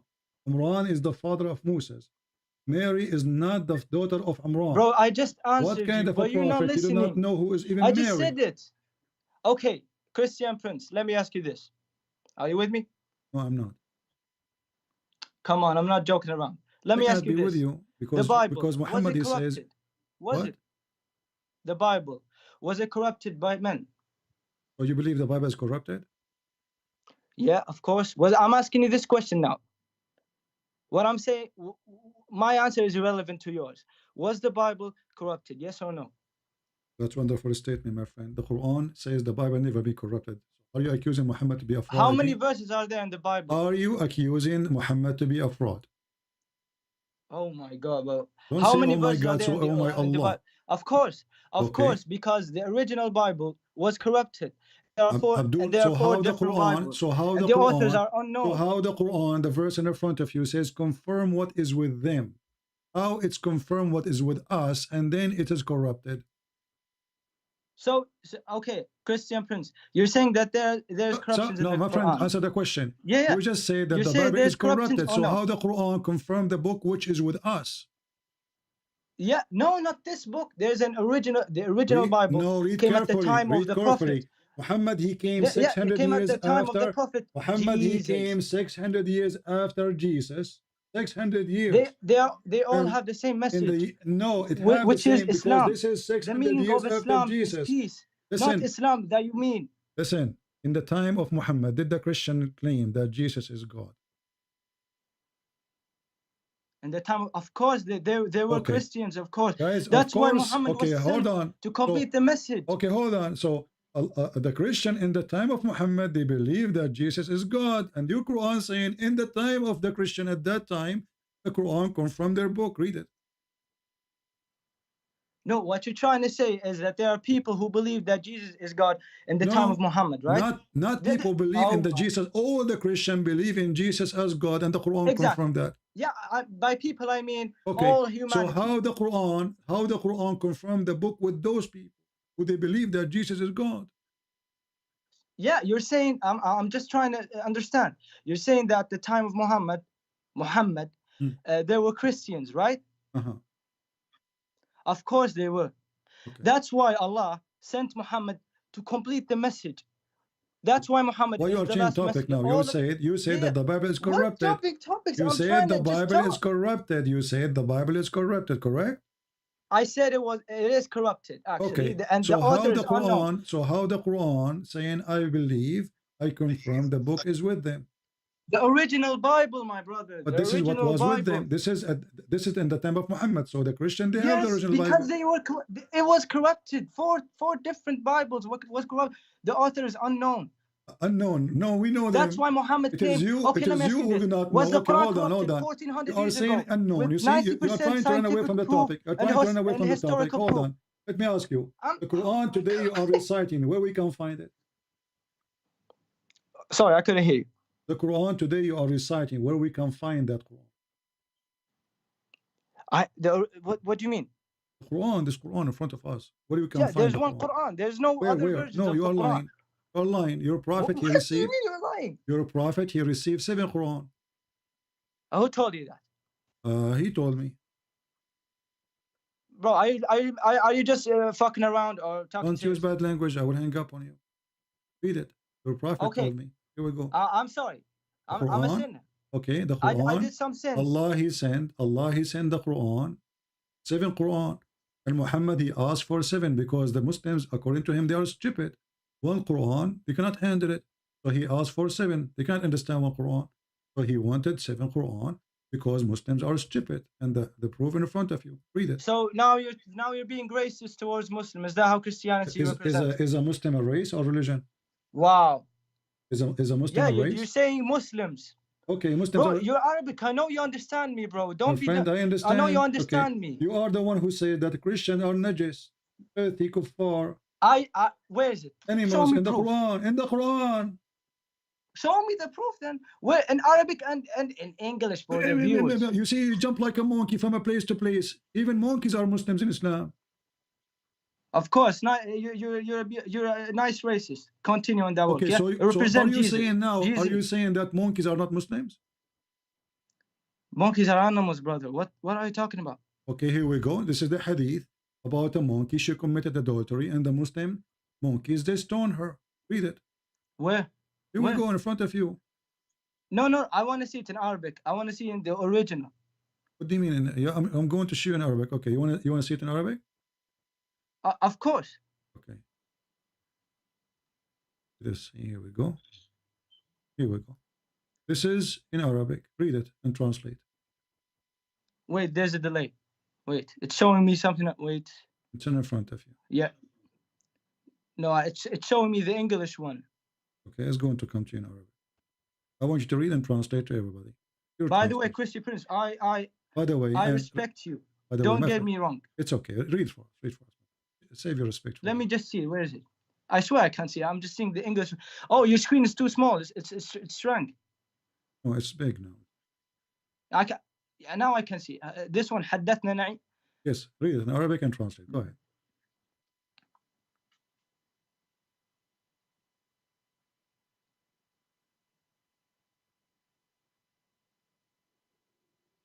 Wait, are you with me? No, I'm not. Okay, give me a second. I'm watching the monkey committing adultery. I love you, Joker. I cannot believe that this monkey cheating on her husband. He's a Muslim husband. Where did you find this? You don't tell me where did you find it. You read it. No. Where did you? I'm looking at the Quran. Where did you find this? You're reading the Quran. I'm showing you a hadith. I caught you in 4K. Where did you find this? You caught me in 4K, not 8K? Yeah. Wow, that's good. No, 4K. I'm pretty sure. I have the Quran in front of me. Where did you find this? Well, what do you mean? Don't you speak Arabic? Read it. I translate. caught you. Where did you find this? In the hadith. In the hadith. Can't you read? I said the Quran. No, I said the Quran, not the hadith. Okay, so why the hadith? So why the hadith is saying that the monkeys are Muslims and they follow Sharia law?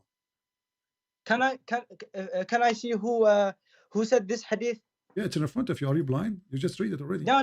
The guy who said it, bro. Come on. The guy who said it, bro. This is the one who said that. Because, can't you read? Right? No, how do you know? How do you know? Is it Sahih Bukhari, Muslim? Let me know. No, this is da'if hadith. What you can do now? Da'if. This is like any other word, any other text. So da'if, I can't see who it's said this text. Because it's da'if, right? Yeah, it is da'if because there's not. Well, no, it's not da'if. Who said it? No, so if it's Sahih Bukhari, you accept it? It is not you who decide. So if it's brother, it is not you who decide. So only you accept it if it's from Sahih Bukhari or Sahih Muslim. Of course, if it's from Muhammad's companions. Okay, here we go. And through generations and through other generations. That's how I believe. Okay, it's Sahih Bukhari. Watch it. Look, it's Sahih Bukhari. You said you accept it if Sahih Bukhari. Read it. This is Sahih Bukhari. No, I want to see. Hadith number 3849 al-Bukhari. There's a delay again. But you can do monkeys, you know, it's hard to put them in front of the camera. Bro, come on, you know that's not true. It's al-Bukhari, read it. You said to me you accept al-Bukhari a second ago. It's al-Bukhari.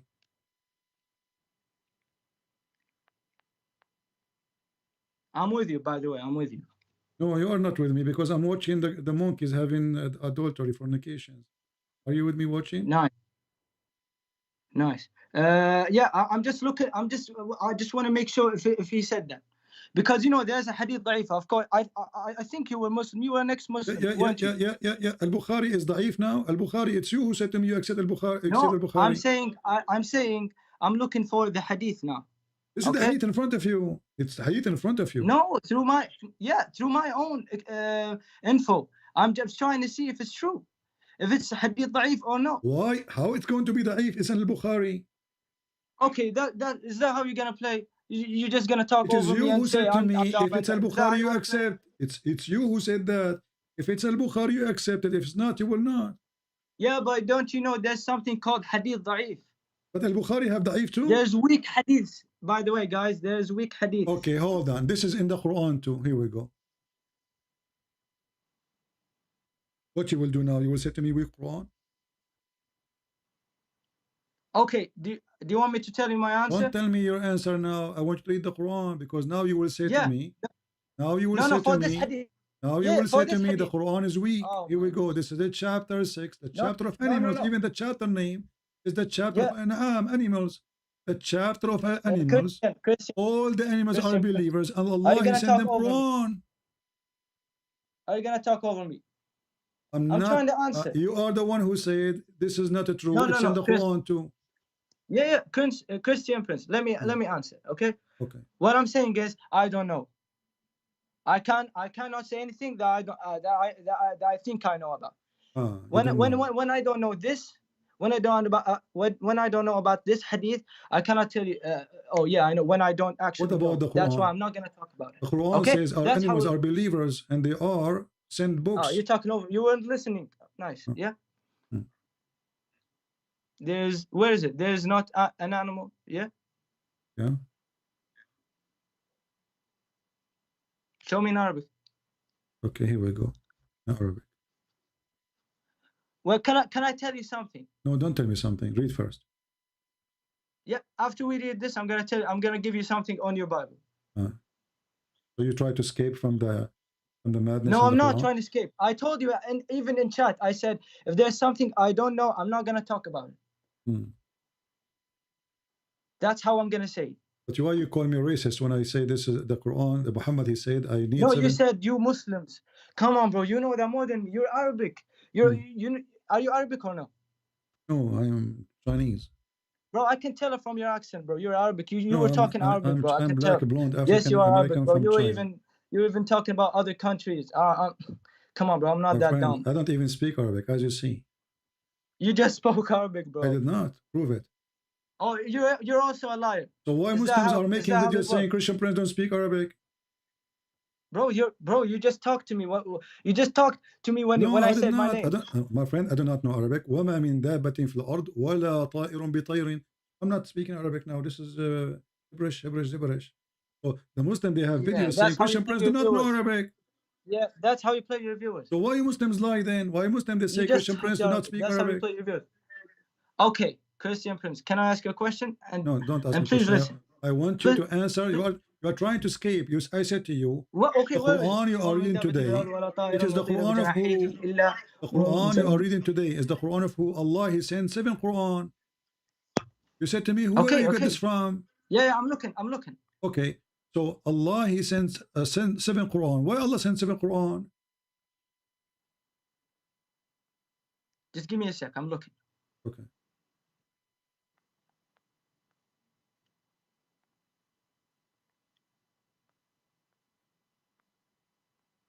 Okay.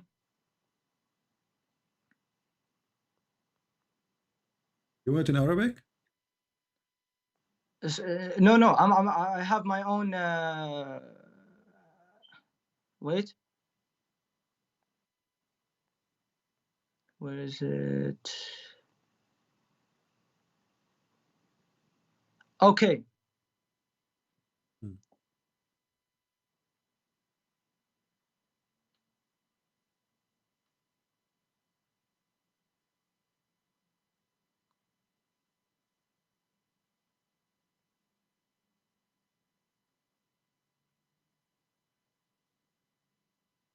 I have the answer, but I only can say in Arabic. I'm sorry.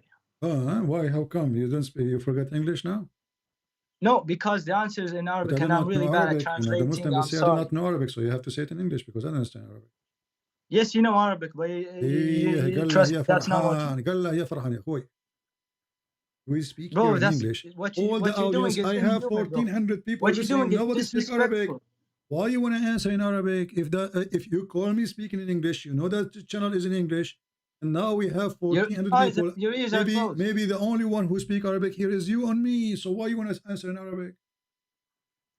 No, because you can translate. You're better than me at English. No, you speak good English. Go ahead. Don't worry. Don't worry about your English. Go ahead. Translate. Tell us what you want. What do you think? You want my answer? Yeah. I do not know about this one. This is an answer. I do not know. Okay. Now, yes.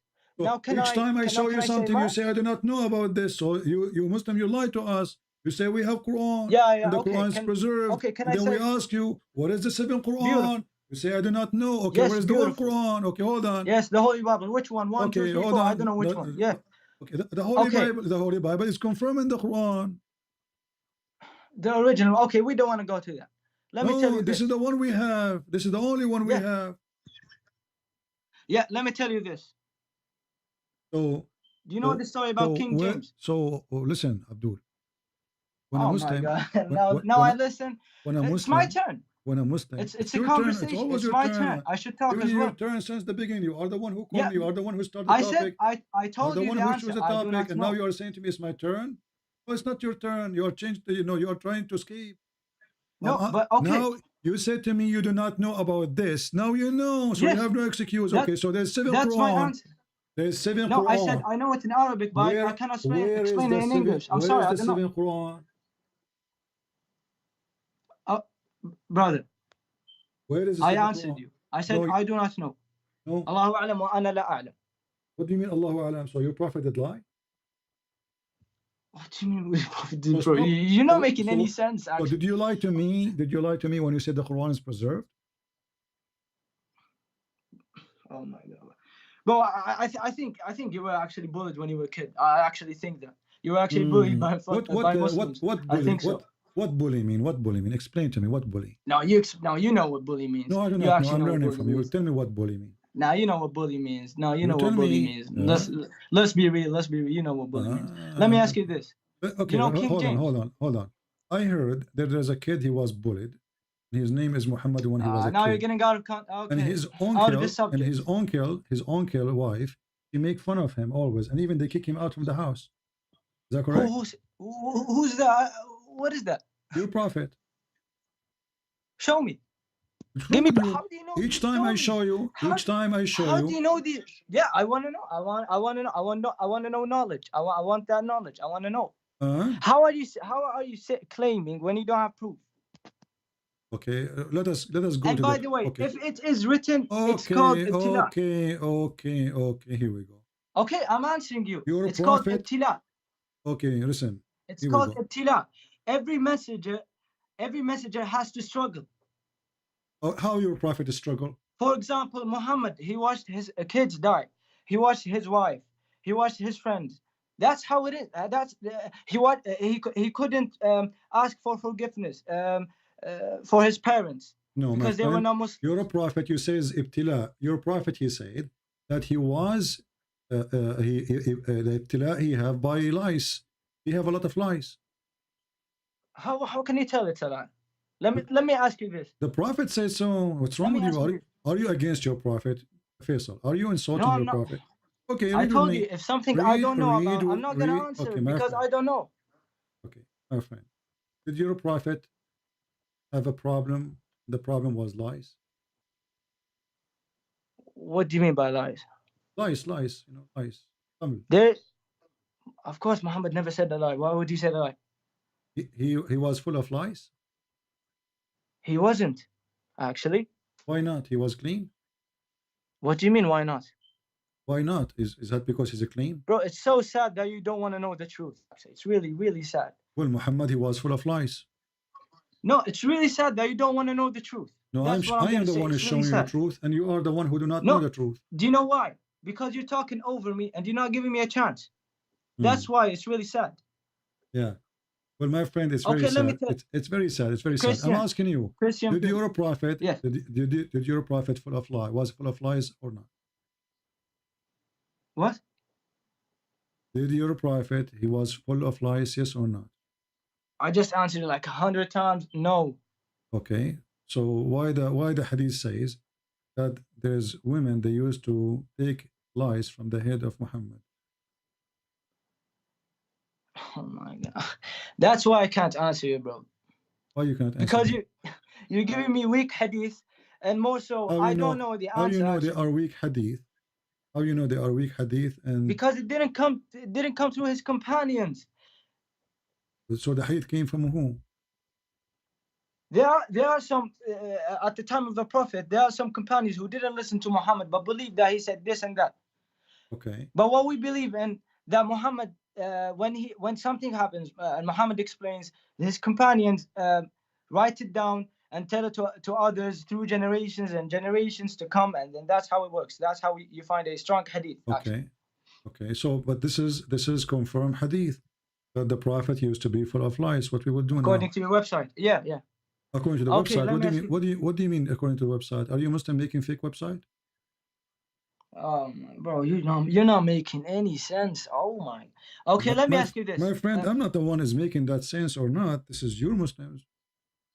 Okay, us Muslims. Yeah, us Muslims. Let me ask you this. May I ask you this question? King James. So your prophet, you know King James. was he full of lies or not? Why are you running? Why are you running from this question? The one. Let me ask. Why? Okay, King James. Read you know me. King James. Read with me. Read with me. King James. King James is a translation. It's the Bible. Okay, read with me. Okay, let me ask you this. Does it say that there's a woman? Her name is Haram. Haram. Muhammad, can you see that, viewers? Can you see that, guys? He doesn't want to listen. You are changing topic. You are trying to run away. Your prophet is full of lies. No, why is full of lies? I'm not changing topics. Why you're your adding prophet topics. is full of That's lies? how it works. Okay, I want to When know. I want to say mine, you're adding said more to me, topics. every prophet, Allah, He sent him a problem. What was the problem of your prophet? Allah sent him lies. Read it. Okay, nice. Can I ask you this question now? Why you King aren't answering? James. Why aren't answering? Because I really don't know. I don't want to say anything. So your prophet is full of lies. So your prophet full of lies, correct? Okay, according to you. Okay. No, not now, according to me. Either you agree. Well, at least I will we not. respect I will other not religions. go forward unless you agree. Okay, let me ask you. Your prophet is full of lies, and the proof in front of you.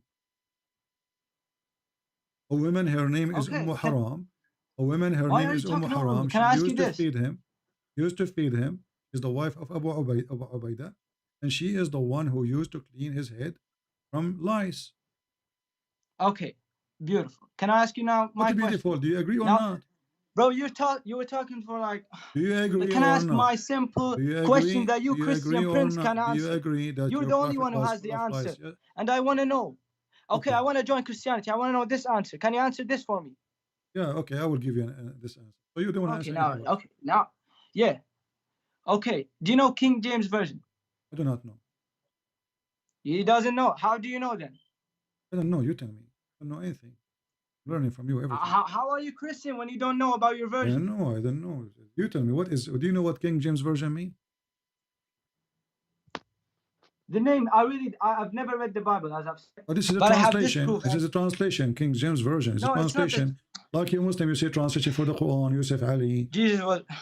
So don't tell me King James Version. Okay, now go. What do you want to say? Do you know this guy, Jihoy Khen? I don't know his name actually, so I don't want to disrespect his name. Do you know? You spell his name by Jehoiachin. What is that? Say the name for me. That's the name. Oh, you don't know? Oh my, he doesn't know, and he's a Christian Prince. Oh my God. Tell me the name. What you are? That's what is written in your read the name. beautiful holy Bible. Read the name for me. Yeah, that's his name. His name, I cannot spell his name. Okay, let me read his name. Jehoiachin. That's how I read. Yeah, that's how I read his name actually. Are you out of a fuel? No, brother. His name is Jehoiachin, bro. Jehoiachin. Okay. Okay. Let me type it in chat. Okay. What chapter you are reading from? Can you tell us in the I'm watching your live. No, what chapter, what verse you are reading from? Oh, this is 36 and 9. What? 36 and as I've said, Arabic is my first language. Okay. Listen, Faisal. Obviously, you're trying to escape. Okay, let me. No. You're trying to escape the stupidity of your version. That Arabic is my first language, and I want to tell you this. Who care about your Arabic first language or not? Okay. Yeah, that's why I cannot. I just learned English. As long Arabic is your first language, Arabic is my first language too. Do your prophet speak Arabic? Why did you lie then? Why did you say I don't speak Arabic? That means that you're a liar. I was doing. How can we believe you when you lie? I was joking with you. Because Muslims. What do you mean I was joking? Muslims, they have tons of videos saying. In Christianity, there's jokes. Do you guys joke around? Yeah, there's a joke. I will tell you a joke. When I was asleep, there's two angels. They come to me. They cut my chest. Okay. And they put a dish of wisdom in my chest. What? Okay, nice. That's how you enter the paradise. No, I want you to agree that I am wise. I want you to agree that I am wise and I am smarter than you. What a beautiful soul. Because I have a dish of wisdom and dish of faith in my chest, and you don't. This is his name, by the way. Let me type his name. Okay, Faisal, listen. I'm here for many hours. Right? This is his name, by the way, in chat. 4 hours. Okay, finish fast. Yeah. What you want? What's his name? Where the name? You'll find his name. What's his name? I typed his name down. Come on, I'm losing my patience with you. You can't even quote the chapter, say chapter, etc., verse, etc. Bro, Just go, man. Call me tomorrow. What a kid. You can't even quote a chapter name, chapter, book, etc., verse, etc., and that's it. You can't say the name, no problem. Crazy people. Anyway, guys, I cannot stay longer because I have a lot of lies. I'm a very clean person. I like to take a shower with dead dogs and women and blood from period. And the reason I take that shower with dead dogs and women and blood from periods and garbage because it is against Corona. This is the way to fight Corona, brother. Dead dogs, women blood from period, and garbage. Put them in the bathtub. You mix them together. Be sure that the water becomes stinky. Then you jump. After you jump, you have to be sure that you are covered totally by the holy water, which is containing dead dogs, stinking things, and women blood from period. Now here, you will notice that women, they are very useful. Even their period can be a medicine. The prophet, he don't do things unless Allah told him. So when he jumped in the stinking things, as the translation says, he didn't see any stinking because he was more stinky than the stinky. For him, it was so clean. The smell is so good because he stink more. This is the only way we can explain it. Because how in the world a person, he jump in a stinky, but he don't see the stinky. He see it as a clean. And as you see, he says, it's a pure. And nothing make it impure. They said to him, "Oh, Messenger of Allah, are you performing wudu from the well which the body of dogs and menstrual rags and garbage are thrown in it?" He said, idiots. Pink Panther. Water is always pure and nothing make it impure. In case you are wondering how big this water is, it was in the size of a jacuzzi. And it's not a well, it is a dry well where water from sewage come to it. This is Muhammad, which is Faisal trying to defend. Now he is worried about King James Version, which is translation, but yet he cannot even quote the name. And when he want, he speak Arabic. When he want, he don't want to speak in Arabic. And when he want, he can speak English. When he want, he don't want to speak in English. This is exactly what Allah made out of them. And when you say stupid, he say, are you saying you're being racist? Muslim, they call us pigs, monkeys, animals, worst of the creatures, dirty, filthy, whatever. And then the second you say stupid, are you being racist? They play victims. They love to play victims. Nobody insult as much as Muslims do. All Islam is insult. Insult to the Hindus, to the atheists, to the Christians, to the Jews. The second you put them in their place, they play victims. It doesn't work with me. Anyway, Faisal is welcome to call me again, maybe tomorrow if we go live on air. Guys, I have to go. It's already 4 hours. Did we have a good time? If you think we have a good job for today, as usual, don't forget to make a comment, because comment can bring more people and can force YouTube to suggest our channel for others to watch. Don't forget to give a like. Don't forget to do a simple thing. I give from my life long hours. My knee is hurting from sitting and bending my knee for the last 4 hours. Take you only a comment. Say something about something you heard. If you cannot do that, you need to ask yourself, what is the purpose of you to exist, or why you are even here? All of this we are doing for the glory of the Lord. So more and more will leave Islam. Anyone who will listen to this, he will die laughing at this cult. And now I have to go, excuse me, because I saw a monkey fornicating against the knowledge of her husband. Her husband, he did not know. The poor guy, he is Mr. Chimpanzee. He is decent. He is praying to Allah.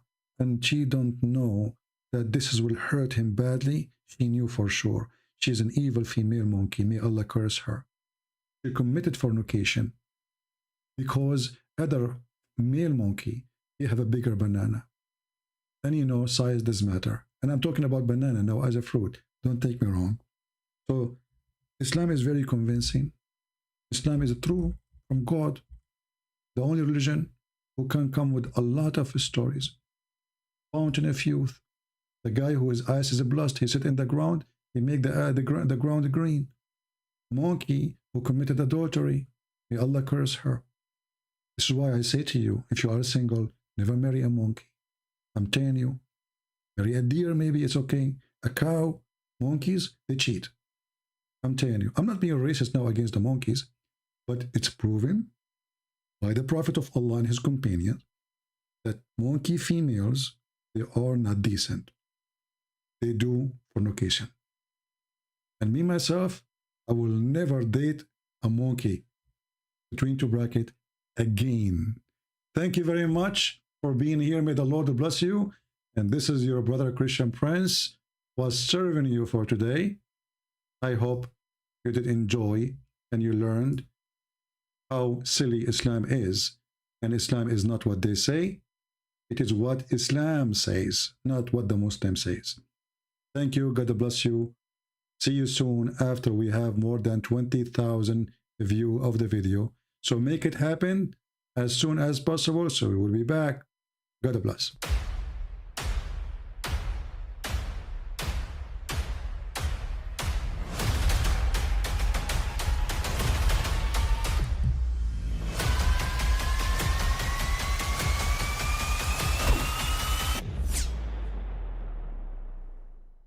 I mean, again, he doesn't know who Gabriel is, right?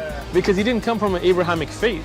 The people of Mecca were pagan. Quran is mentioned. If this book was from other than God, they would have found in it many contradictions. If a book is without contradictions, that has no bearing on whether it comes from God or not. I've had phone books that are inerrant, but I certainly don't think God gave them. That we believe without understanding. The brother asked a very important question, that most of the scholars say that listening to music, watching movies, and most of the television programs, they're haram. So how can we have fun? Let me tell you, brother, at the outset, that having fun is permitted in Islam as long as the fun is halal fun. That the standard narrative has holes in it. The Prophet tells us because Satan or the devil sleeps over our nostrils. Those who oversleep and not pray Fajr on time, Satan urinates in their ears. I really do think Jesus was crucified and that he really was dead and buried. He thought that he was a son of God in the sense that he was specially chosen by God. I think Jesus really did think he was going to be the Messiah, the future king of Israel. I mean, that is, after all, why they crucified him,